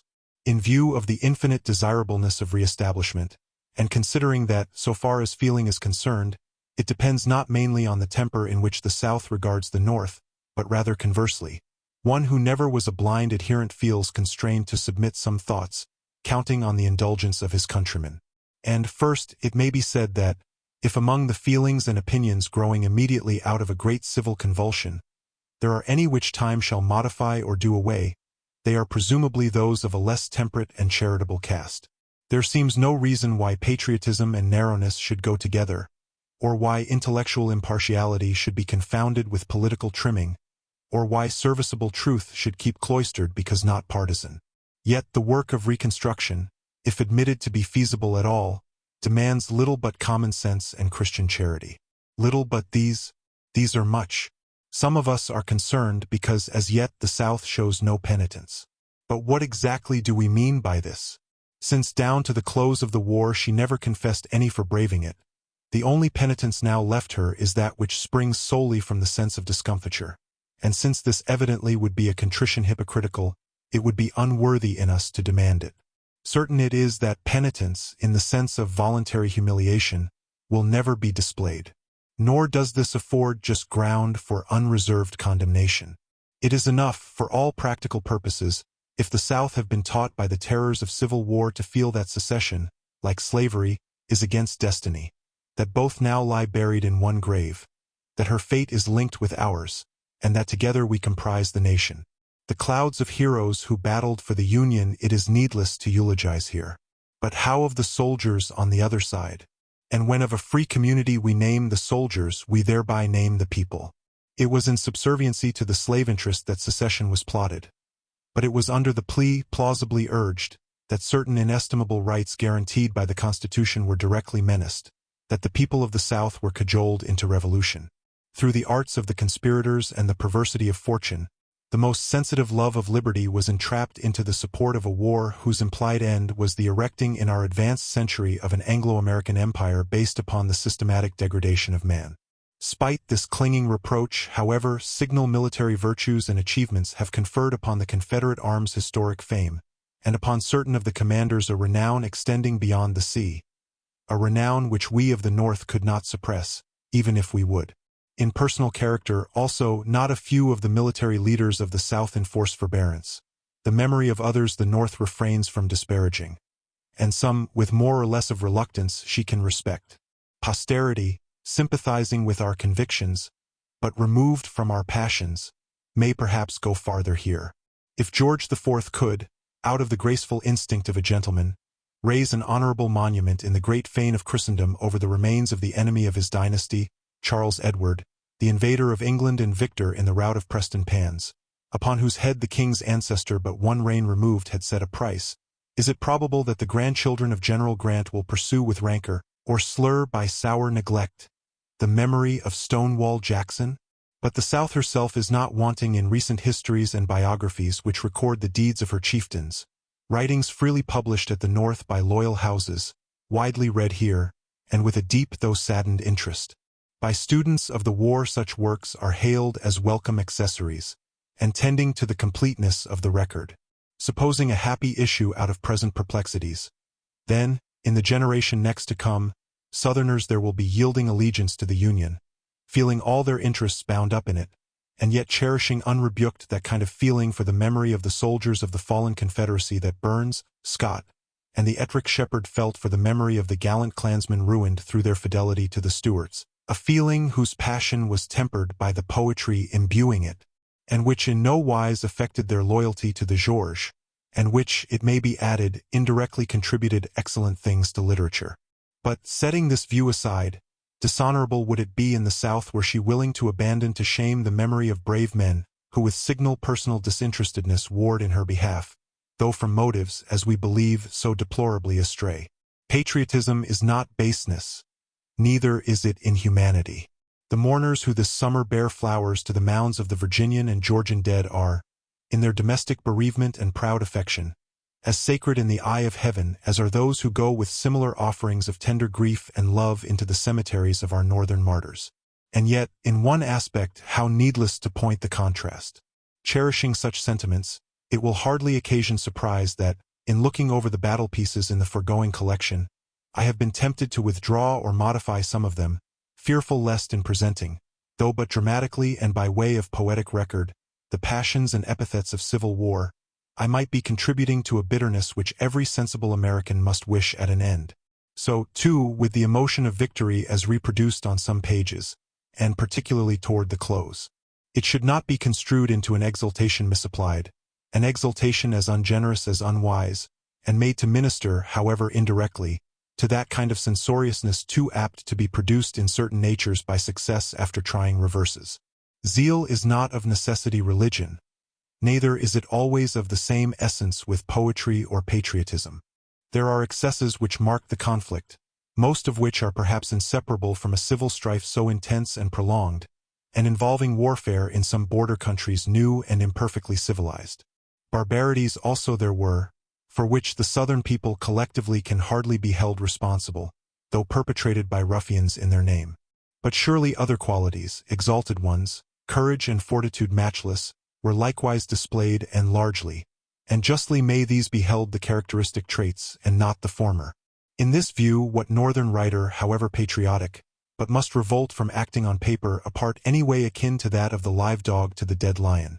And yet it is right to rejoice for our triumphs, so far as it may justly imply an advance for our whole country and for humanity. Let it be held no reproach to anyone that he pleads for reasonable consideration for our late enemies, now stricken down and unavoidably debarred, for the time, from speaking through authorized agencies for themselves. Nothing has been urged here in the foolish hope of conciliating those men, few in number we trust, who have resolved never to be reconciled to the Union. On such hearts everything is thrown away except it be religious commiseration, and the sincerest. Yet let them call to mind that unhappy secessionist, not a military man, who with impious alacrity fired the first shot of the Civil War at Sumter, and a little more than 4 years afterward fired the last one into his heart at Richmond. Noble was the gesture into which patriotic passion surprised the people in a utilitarian time and country, yet the glory of the war falls short of its pathos, a pathos which now at last ought to disarm all animosity. How many and earnest thoughts still rise, and how hard to repress them. We feel what past years have been, and years, unretarded years, shall come. May we all have moderation. May we all show candor. Though, perhaps, nothing could ultimately have averted the strife, and though to treat of human actions is to deal wholly with second causes, nevertheless, let us not cover up or try to extenuate what, humanly speaking, is the truth, namely, that those unfraternal denunciations, continued through years, and which at last inflamed to deeds that ended in bloodshed, were reciprocal, and that, had the preponderating strength and the prospect of its unlimited increase lain on the other side, on ours, might have lain those actions which now in our late opponents we stigmatize under the name of rebellion. As frankly let us own, what it would be unbecoming to parade were foreigners concerned, that our triumph was won not more by skill and bravery than by superior resources and crushing numbers, that it was a triumph, too, over a people for years politically misled by designing men, and also by some honestly erring men, who from their position could not have been otherwise than broadly influential. A people who, though, indeed, they sought to perpetuate the curse of slavery, and even extend it, were not the authors of it, but, less fortunate, not less righteous than we, were the fated inheritors. A people who, having a like origin with ourselves, share essentially in whatever worthy qualities we may possess. No one can add to the lasting reproach which hopeless defeat has now cast upon secession by withholding the recognition of these verities. Surely we ought to take it to heart that that kind of pacification, based upon principles operating equally all over the land, which lovers of their country yearn for, and which our arms, though signally triumphant, did not bring about, and which lawmaking, however anxious or energetic or repressive, never by itself can achieve, may yet be largely aided by generosity of sentiment public and private. Some revisionary legislation and adaptive is indispensable, but with this should harmoniously work another kind of prudence, not unallied with entire magnanimity. Benevolence and policy, Christianity and Machiavelli, dissuade from penal severities toward the subdued. Abstinence here is as obligatory as considerate care for our unfortunate fellow men laid in bonds, and, if observed, would equally prove to be wise forecast. The great qualities of the South, those attested in the war, we can perilously alienate, or we may make them nationally available at need. The blacks, in their infant pupilage to freedom, appeal to the sympathies of every humane mind. The paternal guardianship which for the interval government exercises over them was prompted equally by duty and benevolence. Yet such kindliness should not be allowed to exclude kindliness to communities who stand nearer to us in nature. For the future of the freed slaves we may well be concerned, but the future of the whole country, involving the future of the blacks, urges a paramount claim upon our anxiety. Effective benignity, like the Nile, is not narrow in its bounty, and true policy is always broad. To be sure, it is vain to seek to glide, with molded words, over the difficulties of the situation. And for them who are neither partisans, nor enthusiasts, nor theorists, nor cynics, there are some doubts not readily to be solved. And there are fears. Why is not the cessation of war now at length attended with the settled calm of peace? Wherefore in a clear sky do we still turn our eyes toward the south as the Neapolitan, months after the eruption, turns his toward Vesuvius? Do we dread lest the repose may be deceptive? In the recent convulsion has the crater but shifted. Let us revere that sacred uncertainty which forever impends over men and nations. Those of us who always abhorred slavery as an atheistical iniquity, gladly we join in the exulting chorus of humanity over its downfall. But we should remember that emancipation was accomplished not by deliberate legislation. Only through agonized violence could so mighty a result be effected. In our natural solicitude to confirm the benefit of liberty to the blacks, let us forbear from measures of dubious constitutional rightfulness toward our white countrymen, measures of a nature to provoke, among other of the last evils, exterminating hatred of race toward race. In imagination, let us place ourselves in the unprecedented position of the Southerners, their position as regards the millions of ignorant manumitted slaves in their midst, for whom some of us now claim the suffrage. Let us be Christians toward our fellow whites, as well as philanthropists toward the blacks, our fellow men. In all things and toward all we are enjoined to do as we would be done by. Nor should we forget that benevolent desires, after passing a certain point, cannot undertake their own fulfillment without incurring the risk of evils beyond those sought to be remedied. Something may well be left to the graduated care of future legislation, and to heaven. In one point of view, the coexistence of the two races in the South, whether the Negro be bond or free, seems, even as it did to Abraham Lincoln, a grave evil. Emancipation has ridded the country of the reproach, but not wholly of the calamity. Especially in the present transition period for both races in the South, more or less of trouble may not unreasonably be anticipated. But let us not hereafter be too swift to charge the blame exclusively in any one quarter. With certain evils men must be more or less patient. Our institutions have a potent digestion, and may in time convert and assimilate to good all elements thrown in, however originally alien. But, so far as immediate measures looking toward permanent re-establishment are concerned, no consideration should tempt us to pervert the national victory into oppression for the vanquished. Should plausible promise of eventual good, or a deceptive or spurious sense of duty, lead us to essay this, count we must on serious consequences, not the least of which would be divisions among the northern adherents of the Union. Assuredly, if any honest Catos there be who thus far have gone with us, no longer will they do so, but oppose us, and as resolutely as hitherto they have supported. But this path of thought leads toward those waters of bitterness from which one can only turn aside and be silent.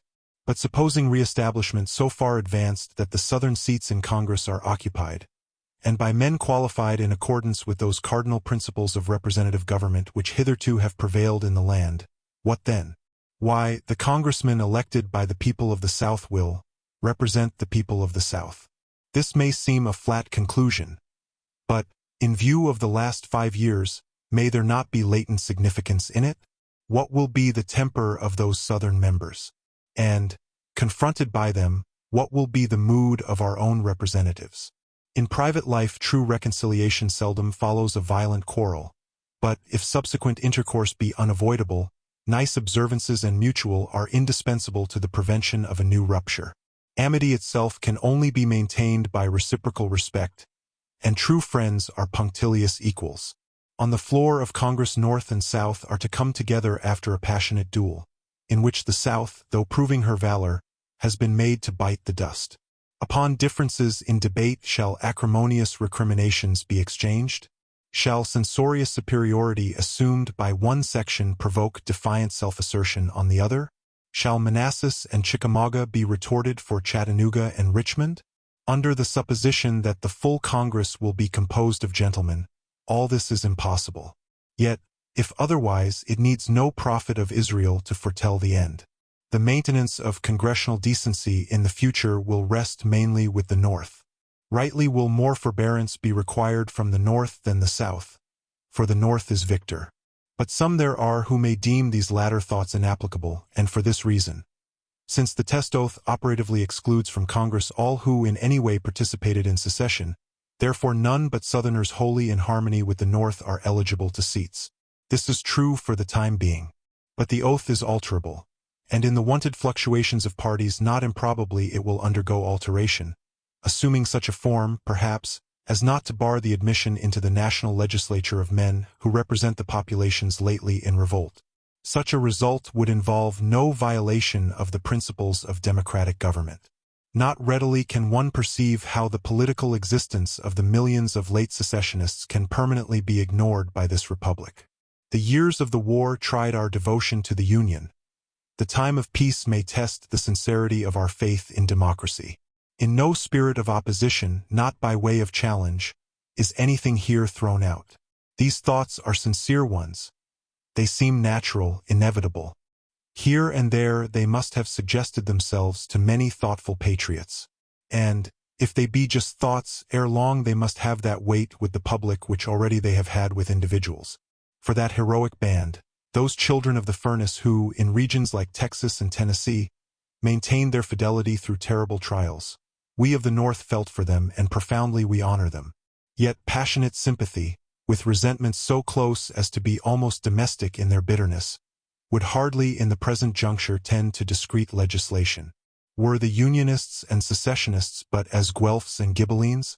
If not, then far be it from a great nation now to act in the spirit that animated a triumphant town faction in the Middle Ages.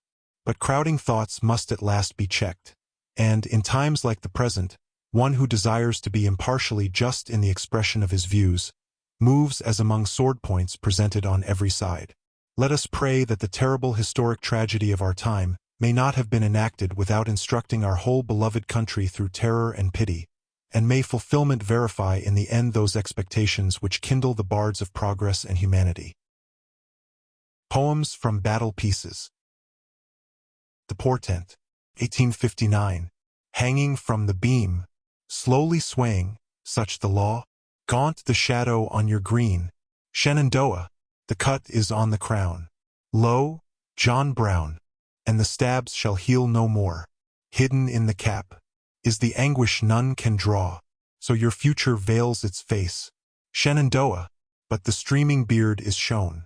Weird John Brown, the meteor of the war, from the conflict of convictions. 1860-1. The Ancient of Days forever is young. Forever the scheme of nature thrives. I know a wind in purpose strong. It spins against the way it drives. What if the gulfs their slimed foundations bear? So deep must the stones be hurled, whereon the throes of ages rear, the final empire and the happier world.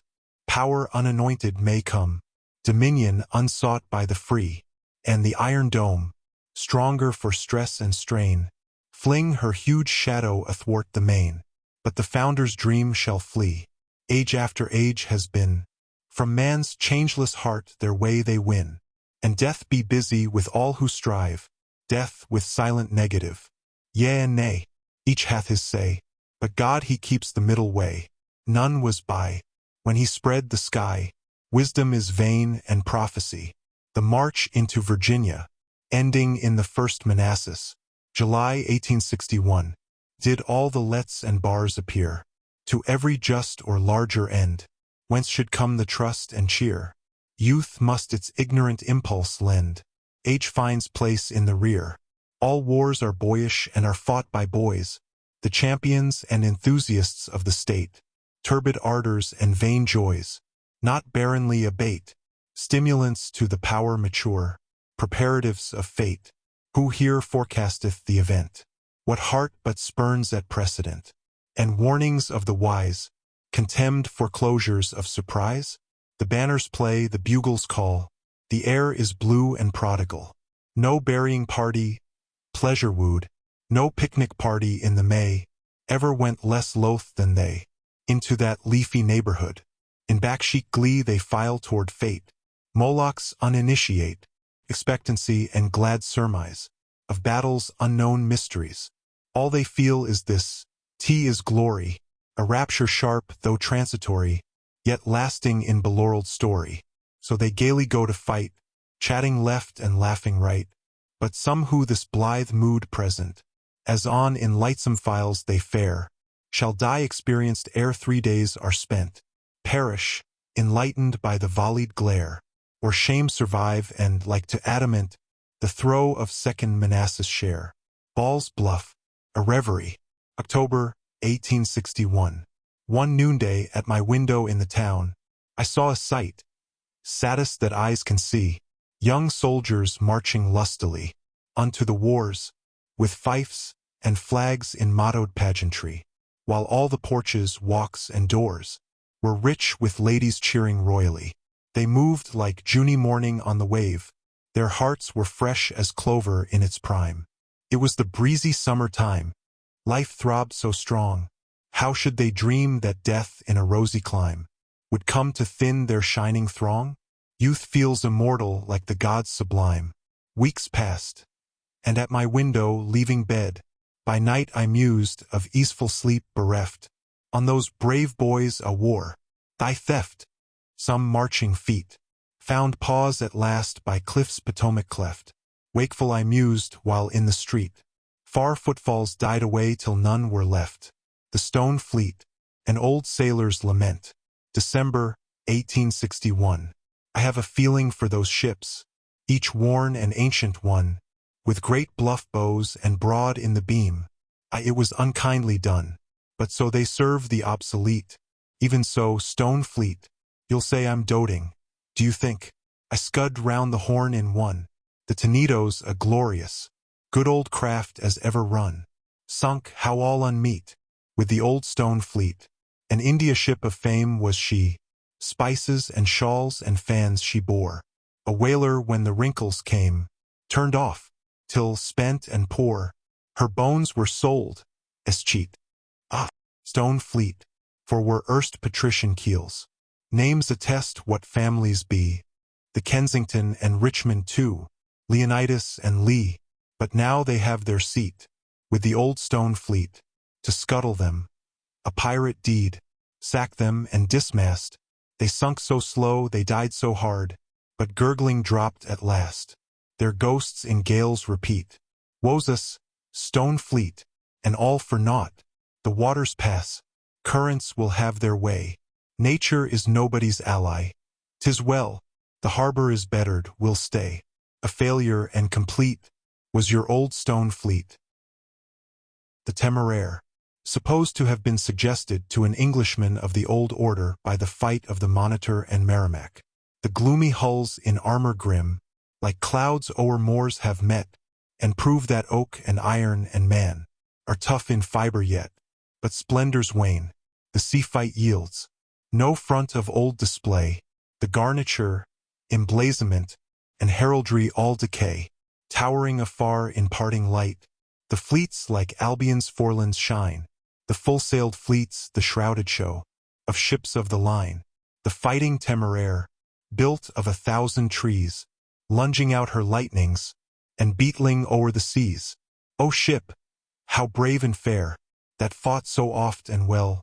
On open decks you manned the gun armorial.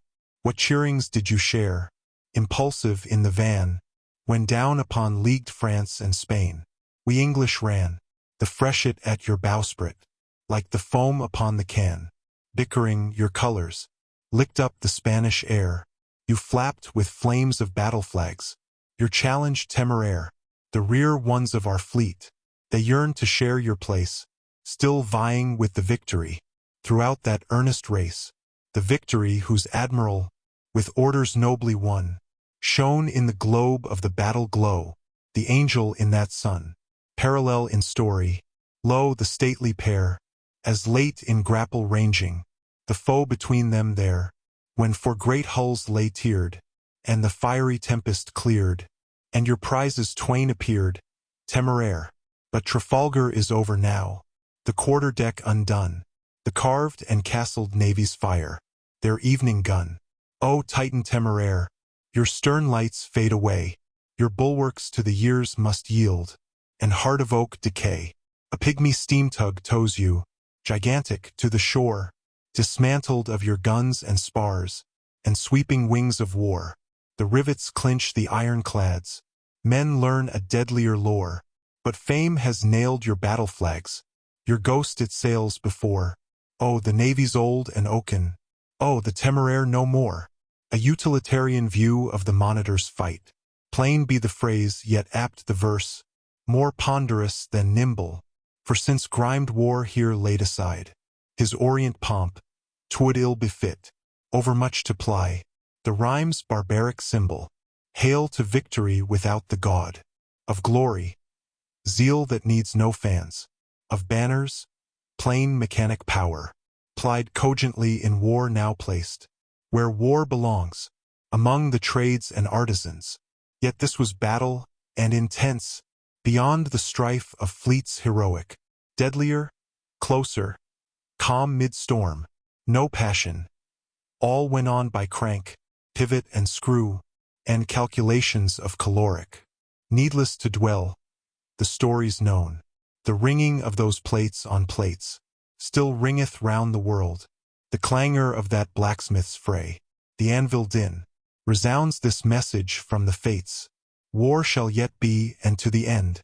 But war paint shows the streaks of weather. War yet shall be, but warriors are now but operatives. Wars made less grand than peace, and a singe runs through lace and feather. Malvern Hill, July 1862. The elms that wave on Malvern Hill, in prime of morn and May, recall ye how McClellan's men here stood at bay, while deep within yon forest dim our rigid comrades lay, some with the cartridge in their mouth, others with fixed arms lifted south, invoking so the cypress glades, a wilds of woe, the spires of Richmond, late beheld, through rifts in musket haze, were closed from view in clouds of dust, on leaf-walled ways, where streamed our wagons in caravan, and the 7 nights and days of march and fast, retreat and fight, pinched our grimed faces to ghastly plight. Does the elm wood recall the haggard beards of blood? The battle-smoked flag with stars eclipsed, we followed, it never fell. In silence husband our strength, received their yell, till on this slope we patient turned, with cannon ordered well. Reverse we proved was not defeat, but the sod what thousands meet. Does Malvern Wood bethink itself and muse and brood? We elms of Malvern Hill remember everything, but sap the twig will fill. Wag the world how it will, leaves must be green in spring. Stonewall Jackson, mortally wounded at Chancellorsville, May 1863. The man who fiercest charged in fight, whose sword and prayer were long. Stonewall, even him who stoutly stood for wrong. How can we praise? Yet coming days shall not forget him with this song. Dead is the man whose cause is dead. Vainly he died and set his seal. Stonewall, earnest in error as we feel, true to the thing he deemed was due, true as John Brown or Steele. Relentlessly he routed us, but we relent, for he is low. Stonewall, justly his fame we outlaw. So, we drop a tear on the bold Virginian's bier, because no wreath we owe. The Housetop, July 1863. A night piece, no sleep, the sultriness pervades the air, and binds the brain a dense oppression such as tawny tigers feel in matted shades, vexing their blood and making apt for ravage. Beneath the stars the roofy desert spreads, vacant as Libya, all is hushed nearby, yet fitfully from far breaks a mixed surf of muffled sound, the atheist roar of riot. Yonder, where parching Sirius set in drought, balefully glares red arson there and there. The town is taken by its rats, shiprats, and rats of the wharves, all civil charms, and priestly spells which late held hearts in awe, fear-bound, subjected to a better sway than sway of self. These like a dream dissolve, and man rebounds whole eons back in nature. Hail to the low dull rumble, dull and dead, and ponderous drag that shakes the wall. Wise Draco comes, deep in the midnight roll of black artillery. He comes, though late, in code corroborating Calvin's creed, and cynic tyrannies of honest kings. He comes, nor parleys, and the town, redeemed, gives thanks devout, nor, being thankful, heeds the grimy slur on the Republic's faith implied, which holds that man is naturally good, and more is nature's Roman never to be scourged. Chattanooga, November 1863. A kindling impulse seized the host. Inspired by heaven's elastic air, their hearts outran their general's plan, though Grant commanded there, Grant, who without reserve can dare, and, well, go on and do your will, he said, and measured the mountain then. So master riders fling the rein, but you must know your men. On yestermorn in grayish mist, armies like ghosts on hills had fought, and rolled from the cloud their thunders loud. The Cumberlands far had caught. Today the sunlit steeps are sought. Grant stood on cliffs whence all was plain, and smoked as one who feels no cares, but mastered nervousness intense. Alone such calmness wears. The summit cannon plunge their flame sheer down the primal wall, But up and up each linking troop, in stretching festoons crawl, nor fire a shot. Such men appall. The foe, though brave, he from the brink looks far along the breadth of slope, and sees 2 miles of dark dots creep, and knows they mean the cope. He sees them creep, yet here and there, half hid mid leafless groves they go, as men who ply through traceries high, of turreted marbles show, so dwindle these to eyes below. But fronting shot and flanking shell, sliver and rive the inwoven ways. High tops of oaks and high hearts fall, but never the climbing stays. From right to left, from left to right, they roll the rallying cheer, vie with each other, brother with brother. Who shall the first appear? What color-bearer with colors clear, in sharp relief like sky-drawn grant, whose cigar must now be near the stump, while in solicitude his back heaps slowly to a hump, near and more near, till now the flags run like a catching flame, and one flares highest, to peril nighest. He means to make a name. Salvos, they give him his fame. The staff is caught, and next the rush, and then the leap where death has led. Flag answered flag along the crest, and swarms of rebels fled. But some who gained the envied Alp, and eager, ardent, earnest there, dropped into death's wide-open arms, quelled on the wing like eagles struck in air. Forever they slumber young and fair, the smile upon them as they died. Their end attained, that end a height. Life was to these a dream fulfilled, and death a starry night. On the photograph of a corps commander, a man is manly.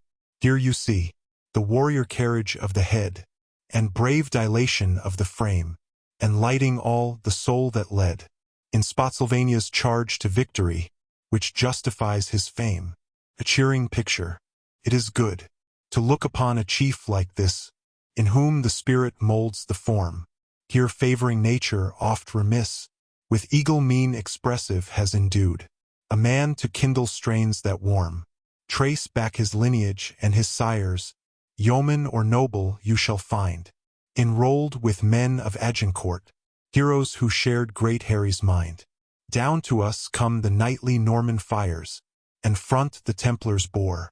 Nothing can lift the heart of man like manhood in a fellowman. The thought of heaven's great king afar, but humbles us, too weak to scan. But manly greatness men can span, and feel the bonds that draw. The swamp angel, there is a coal-black angel, with a thick Afric lip, and he dwells, like the hunted and harried, in a swamp where the green frogs dip. But his face is against a city, which is over a bay of the sea, and he breathes with a breath that is blasphement, and dooms by a far decree. By night there is fear in the city. Through the darkness a star soareth on. There's a scream that screams up to the zenith, then the poise of a meteor lone, lighting far the pale fright of the faces, and downward the coming is seen. Then the rush and the burst and the havoc, and wails and shrieks between. It comes like the thief in the gloaming, comes and none may foretell the place of the coming, the glaring. They live in a sleepless spell that wizens and withers and whitens. It ages the young, and the bloom of the maiden is ashes of roses. The swamp angel broods in his gloom. Swift is his messengers going, but slowly he saps their halls, as if by delay deluding. They move from their crumbling walls, farther and farther away. But the angel sends after and after, by night with the flame of his ray, by night with the voice of his screaming, sends after them stone by stone, and farther walls fall, farther portals, and weed follows weed through the town. Is this the proud city, the scorner, which never would yield the ground, which mocked at the coal-black angel? The cup of despair goes round. Vainly he calls upon Michael. The white man's seraph was he, for Michael has fled from his tower to the angel over the sea, who weeps for the woeful city. Let him weep for our guilty kind, who joys at her wild despairing. Christ, the forgiver, convert his mind. Sheridan at Cedar Creek, October, 1864. Shoe the steed with silver, that bore him to the fray, when he heard the guns at dawning. miles away, when he heard them calling, "Mount, nor stay, quick or all is lost. They've surprised and stormed the post. They push your routed host. Gallop, retrieve the day. House the horse in ermine, for the foam flake blew. White through the red October, he thundered into view. They cheered him in the looming. Horseman and horse they knew. The turn of the tide began. The rally of bugles ran. He swung his hat in the van. The electric hoof-spark flew. Wreathed the steed and lead him, for the charge he led.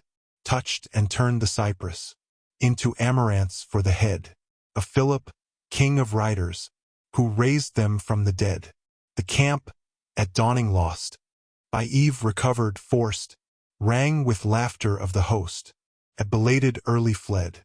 Shroud the horse in sable, for the mounds they heap. There is firing in the valley, and yet no strife they keep.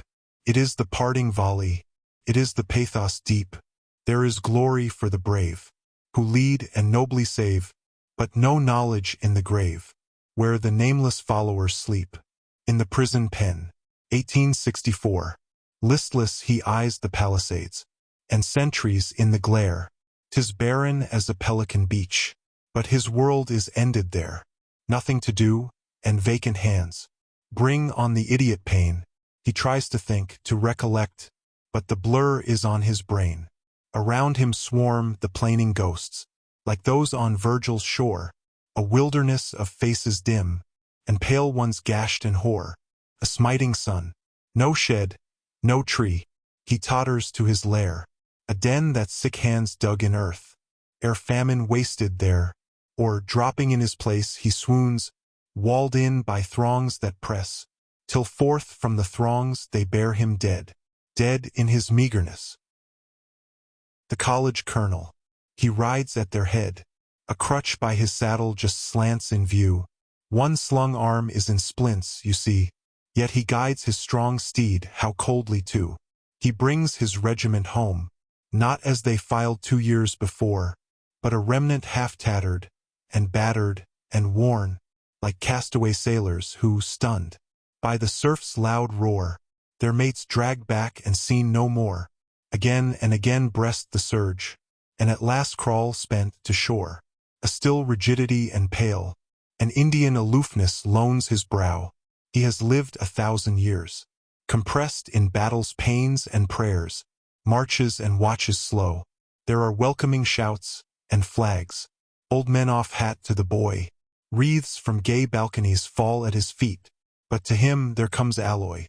It is not that a leg is lost. It is not that an arm is maimed. It is not that the fever has racked. Self he has long disclaimed. But all through the 7 days' fight, and deep in the wilderness grim, and in the field hospital tent, and Petersburg crater and dim, lean brooding in Libby, there came a heaven. What truth to him, the martyr, indicative of the passion of the people on the 15th of April, 1865. Good Friday was the day of the prodigy and crime, when they killed him in his pity, when they killed him in his prime, of clemency and calm, when with yearning he was filled, to redeem the evil-willed, and, though conqueror, be kind. But they killed him in his kindness, in their madness and their blindness, and they killed him from behind. There is sobbing of the strong, and a pall upon the land, but the people in their weeping bear the iron hand. Beware the people weeping, when they bear the iron hand. He leath in his blood, the Father in his face.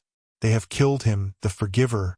The avenger takes his place, the avenger wisely stern, who in righteousness shall do what the heavens call him to, and the parricides remand. For they killed him in his kindness, in their madness and their blindness, and his blood is on their hand. There is sobbing of the strong, and a pall upon the land, but the people in their weeping bear the iron hand. Beware the people weeping, when they bear the iron hand. Rebel color-bearers at Shiloh, a plea against the vindictive cry raised by civilians shortly after the surrender at Appomattox. The color-bearers facing death, white in the whirling sulphurous wreath, stand boldly out before the line. Right and left their glances go, proud of each other, glorying in their show. Their battle flags about them blow, and fold them as in flame divine. Such living robes are only seen round martyrs burning on the green, and martyrs for the wrong have been. Perish their cause, but mark the men, mark the planted statues, then draw trigger on them if you can. The leader of a patriot band, even so could view rebels who so could stand, and this when peril pressed him sore, left aidless in the shivered front of war, skulkers behind, defiant foes before, and fighting with a broken brand. The challenge in that courage rare, courage defenseless, proudly bare, never could tempt him, he could dare strike up the leveled rifle there. Sunday at Shiloh, and the day when Stonewall charged, McClellan's crimson May, and Chickamauga's wave of death, and of the wilderness the cypress wreath. All these have passed away. The life in the veins of treason lags. Her daring color-bearers drop their flags, and yield. Now shall we fire? Can poor spite be? Shall nobleness in victory less aspire than in reverse? Spare spleen her ire, and think how Grant met Lee. Aurora Borealis, commemorative of the dissolution of armies at the peace. May 1865. What power disbands the northern lights? After their steely play, the lonely watcher feels an awe of nature's sway, as when appearing, he marked their flashed uprearing. In the cold gloom, retreatings and advancings, like dallyings of doom, transitions and enhancings, and bloody ray, the phantom host has faded quite, splendor and terror gone, portent or promise, and gives way to pale meek dawn, the coming, going, alike in wonder showing, alike the God, decreeing and commanding, the million blades that glowed, the muster and disbanding, midnight and morn, the released rebel prisoner. June 1865. Armies he's seen, the herds of war, but never such swarms of men as now in the Nineveh of the north. How mad the rebellion then, and yet but dimly he divines the depth of that deceit and superstitution of vast pride. Humbled to such defeat, seductive shone the chiefs in arms. His steel the nearest magnet drew, wreathed with its kind, the gulf weed drives. 'Tis nature's wrong they rue. His face is hidden in his beard, but his heart peers out at eye, and such a heart, like a mountain pool, where no man passes by. He thinks of Hill, a brave soul gone, and Ashby dead in pale disdain, and Stuart with the Rupert plume, whose blue I never shall laugh again. He hears the drum, he sees our boys from his wasted fields return. Ladies feast them on strawberries, and even to kiss them yearn. He marks them bronzed, in soldier trim, the rifle proudly borne. They bear it for an heirloom home, and he disarmed, jail-worn. Home, home. His heart is full of it, but home he never shall see, even should he stand upon the spot. 'Tis gone, where his brothers be. The cypress moss from tree to tree hangs in his southern land. As weird, from thought to thought of his, run memories hand in hand. And so he lingers on, in the city of the foe, his cousins and his countrymen, who see him listless go. Formerly a slave, an idealized portrait by E. Vedder in the Spring Exhibition of the National Academy, 1865. The sufferance of her race is shown, and retrospect of life, which now too late deliverance dawns upon. Yet is she not at strife. Her children's children they shall know the good withheld from her, and so her reverie takes prophetic cheer. In spirit she sees the stir, far down the depth of 1,000 years, and marks the revel shine.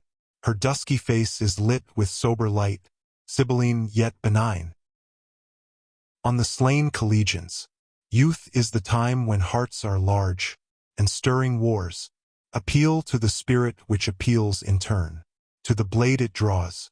If woman insight and duty show, though made the mask of Cain, or whether it be truth's sacred cause, who can aloof remain, that shares youth's ardor, uncooled by the snow, of wisdom or sordid gain, the liberal arts and nurture sweet, which give his gentleness to man, train him to honor, lend him grace. Through bright examples meet that culture which makes never one, with underminings deep but holds the surface still its fitting place, and so gives sunniness to the face, and bravery to the heart. What troops of generous boys in happiness thus bred, Saturnians through life's tempe led, went from the north and came from the south, with golden mottos in the mouth, to lie down midway on a bloody bed. Woe for the homes of the north, and woe for the seats of the south, all who felt life's spring in prime, and were swept by the wind of their place and time. All lavish hearts on whichever side, of birth urbane or courage high, armed them for the stirring wars, armed them some to die, Apollo-like in pride. Each would slay his python caught, the maxims in his temple taught, aflame with sympathies whose blaze perforce enwrapped him, social laws, friendship and kin and bygone days, vows, kisses. Every heart unmoors, and launches into the seas of wars. What could they else, north or south? Each went forth with blessings given by priests and mothers in the name of heaven, and honor in both was chief. Ward one for right and one for wrong, so be it. But they both were young. Each grape to his cluster clung. All their elegies are sung. The anguish of maternal hearts must search for balm divine, but well the striplings bore their fated parts. The heavens all parts assign, never felt life's care or cloy. Each bloomed and died an unabated boy, nor dreamed what death was, thought it mere sliding into some vernal sphere. They knew the joy, but leaped the grief.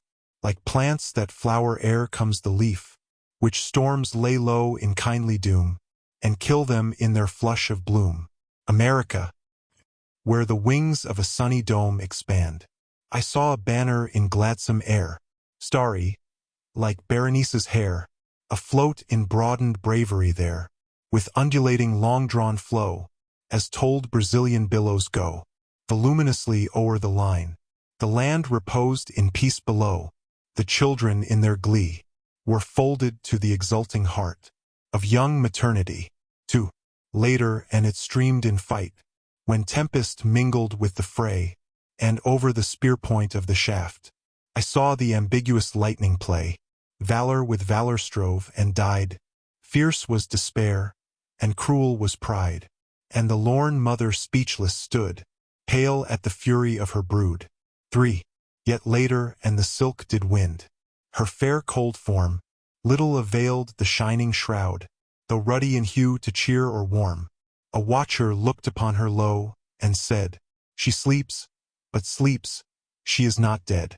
But in that sleep's contortion showed the terror of the vision there, a silent vision unavowed, revealing earth's foundation bare, and Gorgon in her hidden place. It was a thing of fear to see, so foul a dream upon so fair a face, and the dreamer lying in that starry shroud. But from the trance she sudden broke, the trance or death into promoted life, at her feet a shivered yoke, and in her aspect turned to heaven. No trace of passion or of strife, a clear calm look, spake of pain, but such as purifies from stain, sharp pangs that never come again, and triumph repressed by knowledge meet, power dedicate and hope grown wise, and youth matured for age's seat, law on her brow and empire in her eyes.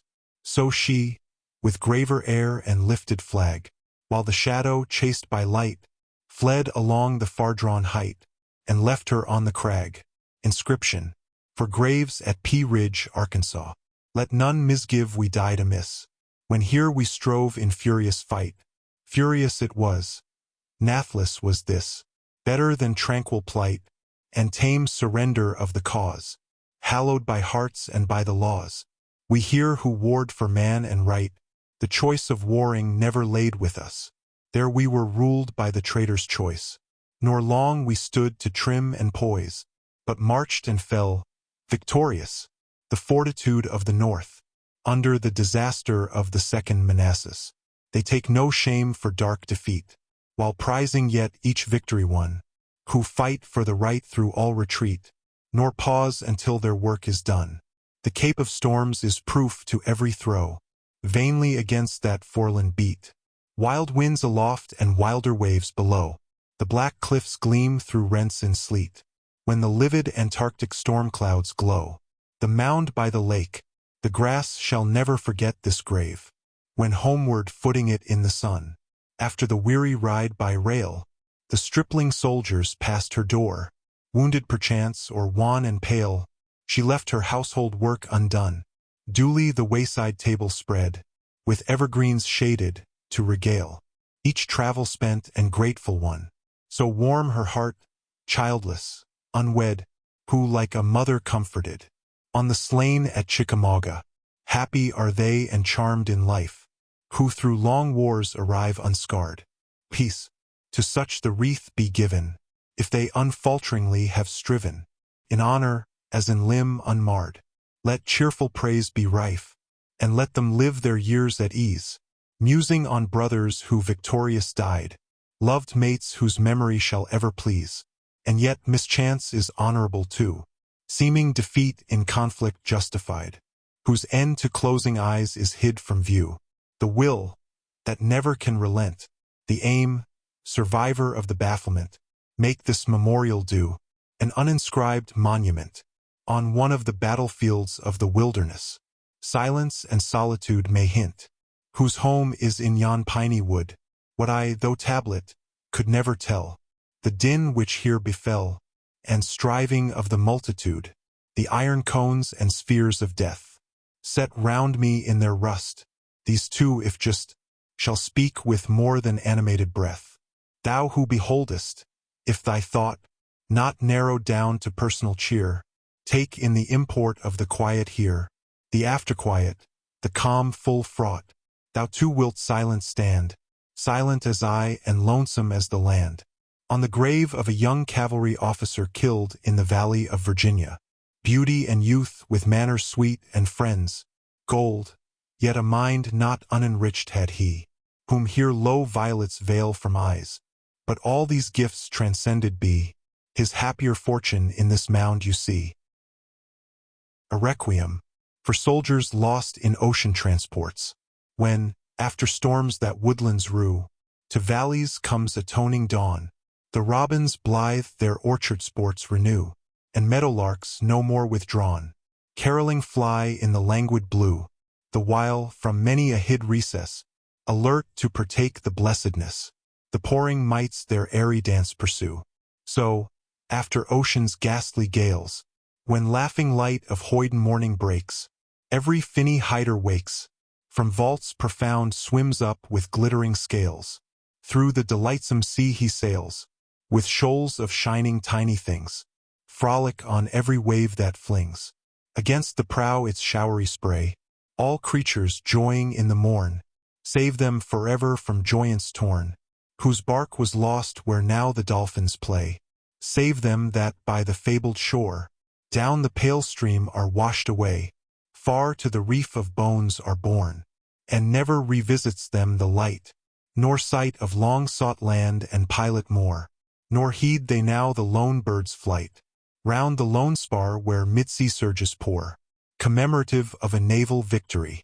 Sailors there are of the gentlest breed, yet strong, like every goodly thing, the discipline of arms refines, and the wave gives tempering, the damasked blade its beam can fling, it lends the last grave grace, the hawk, the hound, and sword nobleman, in Titian's picture for a king, are of hunter or warrior race, in social halls a favored guest. In years that follow victory won, how sweet to feel your festal fame. In woman's glance instinctive thrown, repose is yours, your deed is known. It musks the amber wine, it lives and sheds a light from storied days, rich as October sunsets brown, which make the barren place to shine. But seldom the laurel wreath is seen, unmixed with pensive pansies dark. There's a light and a shadow on every man, who at last attains his lifted mark, nursing through night the ethereal spark. Elate he never can be. He feels that spirit which glad had hailed his worth. Sleep in oblivion. The shark, glides white through the phosphorus sea. A meditation, how often in the years that close, when truce had stilled the sieging gun, the soldiers, mounting on their works, with mutual curious glance have run, from face to face along the fronting show, and kinsman spied or friend even in a foe. What thoughts conflicting then were shared, while sacred tenderness perforce welled from the heart and wet the eye, and something of a strange remorse rebelled against the sanctioned sin of blood, and Christian wars of natural brotherhood. Then stirred the God within the breast, the witness that is man's at birth, a deep misgiving undermined each plea and subterfuge of earth. They felt in that rapt pause with warning rife, horror and anguish for the civil strife. Of north or south they reeked not then. Warm passion cursed the cause of war. Can Africa pay back this blood, spilt on Potomac's shore? Yet doubts, as pangs, were vain the strife to stay, and hands that fain had clasped again could slay. How frequent in the camp was seen the herald from the hostile one, a guest and frank companion there. When the proud formal talk was done, the pipe of peace was smoked even mid the war, and fields in Mexico again fought o'er. In western battle long they lay, so near opposed in trench or pit, that foeman unto foeman called, as men who screened in taverns sit. You bravely fight, each to the other said, toss us a biscuit. O'er the wall it sped, and pale on those same slopes a boy, a stormer, bled in noonday glare. No aid the bluecoats then could bring. He cried to them who nearest were, and out there came mid howling shot and shell, a daring foe who him befriended well. Mark the great captains on both sides, the soldiers with the broad renown. They all were messmates on the Hudson's marge. Beneath one roof they laid them down, and, free from hate in many an after-pass, strove as in schoolboy rivalry of the class. A darker side there is, but doubt in nature's charity hovers there. If men for new agreement yearn, then old upbraiding best forbear. The South's the sinner, well so let it be, but shall the North sin worse, and stand the Pharisee? Oh, now that brave men yield the sword, mine be the manful soldier view.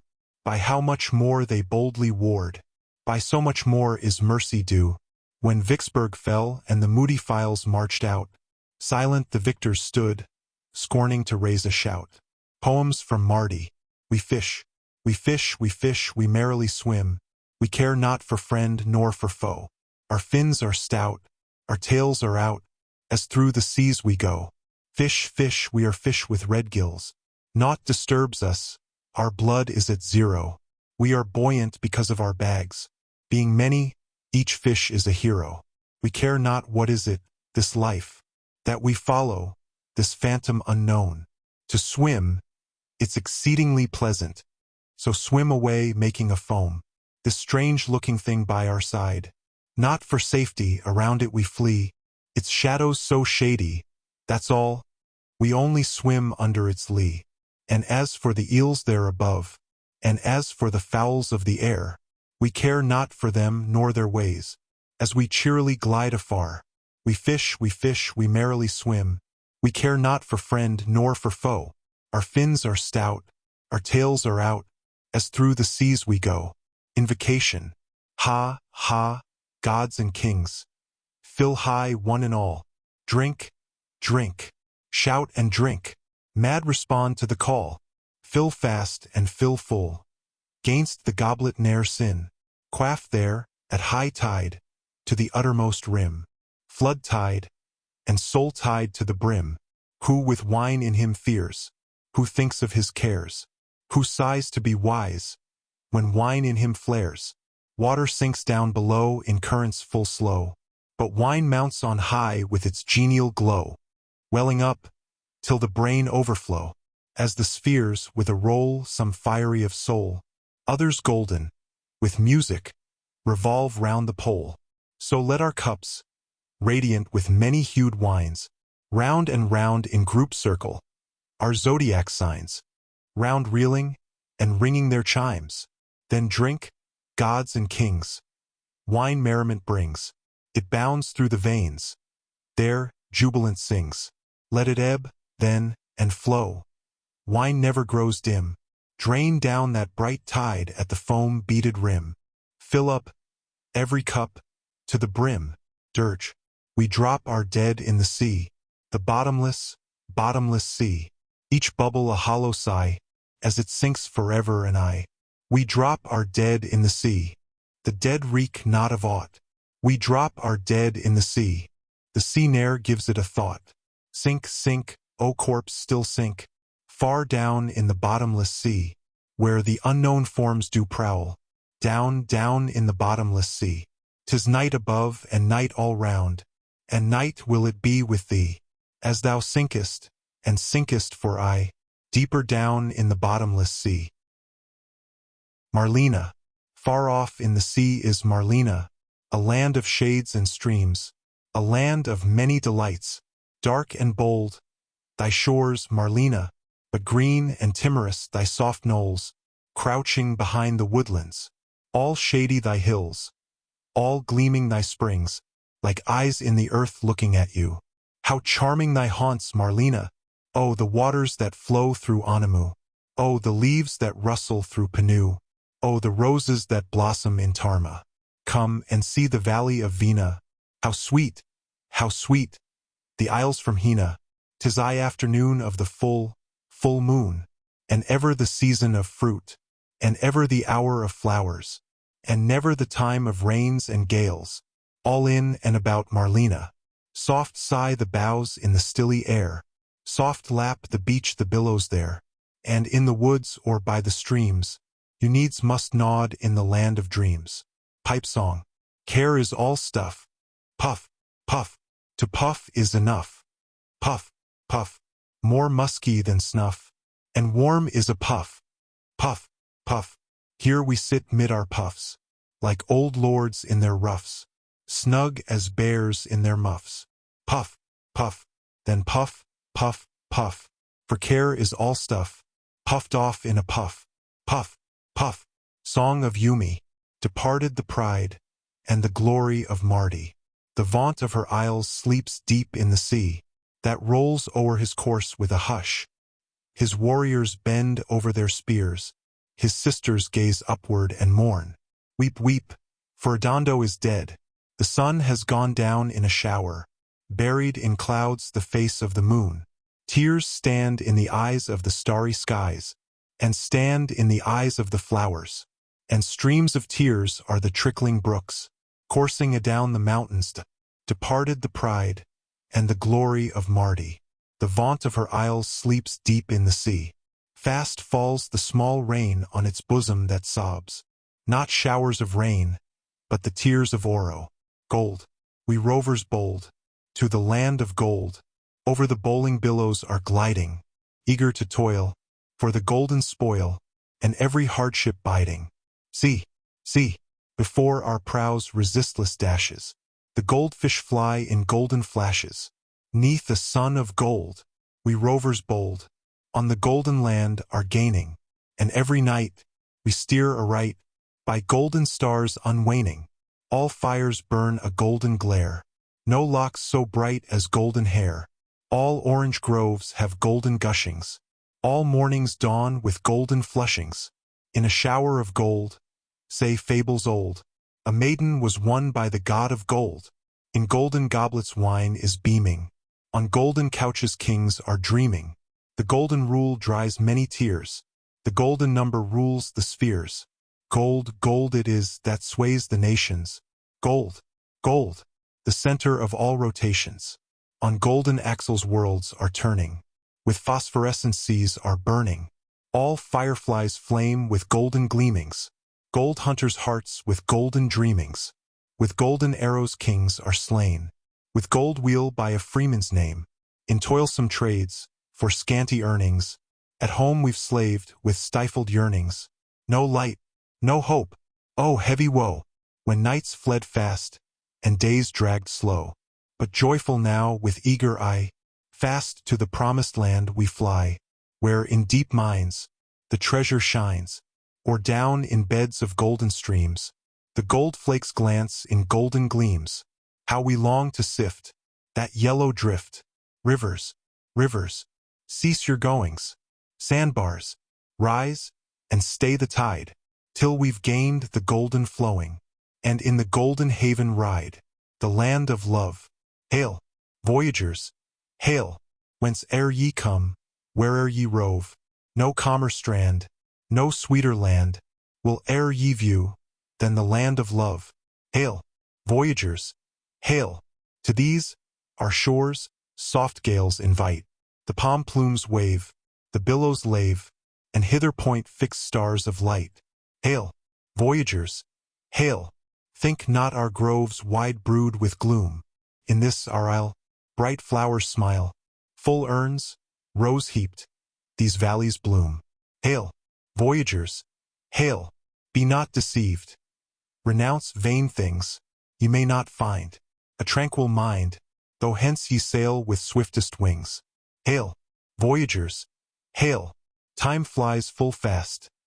Life soon is o'er, and ye may mourn that hither borne ye left behind our pleasant shore. Poems from Clarel. Dirge. Stay, death, not mine the Christus wand, wherewith to charge thee and command. I plead, most gently hold the hand of her thou leadest far away. Fear thou to let her naked feet tread ashes, but let mosses sweet her footing tempt where'er ye stray. Shun Orcus, win the moonlit land, belulled, the silent meadows lone, where never any leaf is blown from lily stem in Azrael's hand. There, till her love rejoin her lowly, pensive, a shade, but all her own. On honey feed her wild and holy, or trance her with thy choicest charm. And if ere yet the lover's free, some added dusk thy rule decree, that shadow only let it be, thrown in the moon glade by the palm. Epilogue. If Luther's day expand to Darwin's year, shall that exclude the hope, foreclose the fear? Unmoved by all the claims our times avow, the ancient Sphinx still keeps the porch of shade. And comes despair, whom not her calm may cow, and coldly on that adamantine brow scrawls undeterred his bitter pasquinade. But faith, who from the scrawl indignant turns, with blood warm oozing from her wounded trust, inscribes even on her shards of broken urns the sign o' the cross, the spirit above the dust. Yea, ape and angel, strife and old debate, the harps of heaven and dreary gongs of hell. Science the feud can only aggravate. No umpire she betwixt the chimes and knell. The running battle of the star and clod shall run forever if there be no God. Degrees we know, unknown in days before. The light is greater, hence the shadow more. And tantalized and apprehensive man, appealing, wherefore ripen us to pain, seems there the spokesman of dumb nature's train. But through such strange illusions have they passed, who in life's pilgrimage have baffled striven. Even death may prove unreal at the last, and Stoics be astounded into heaven.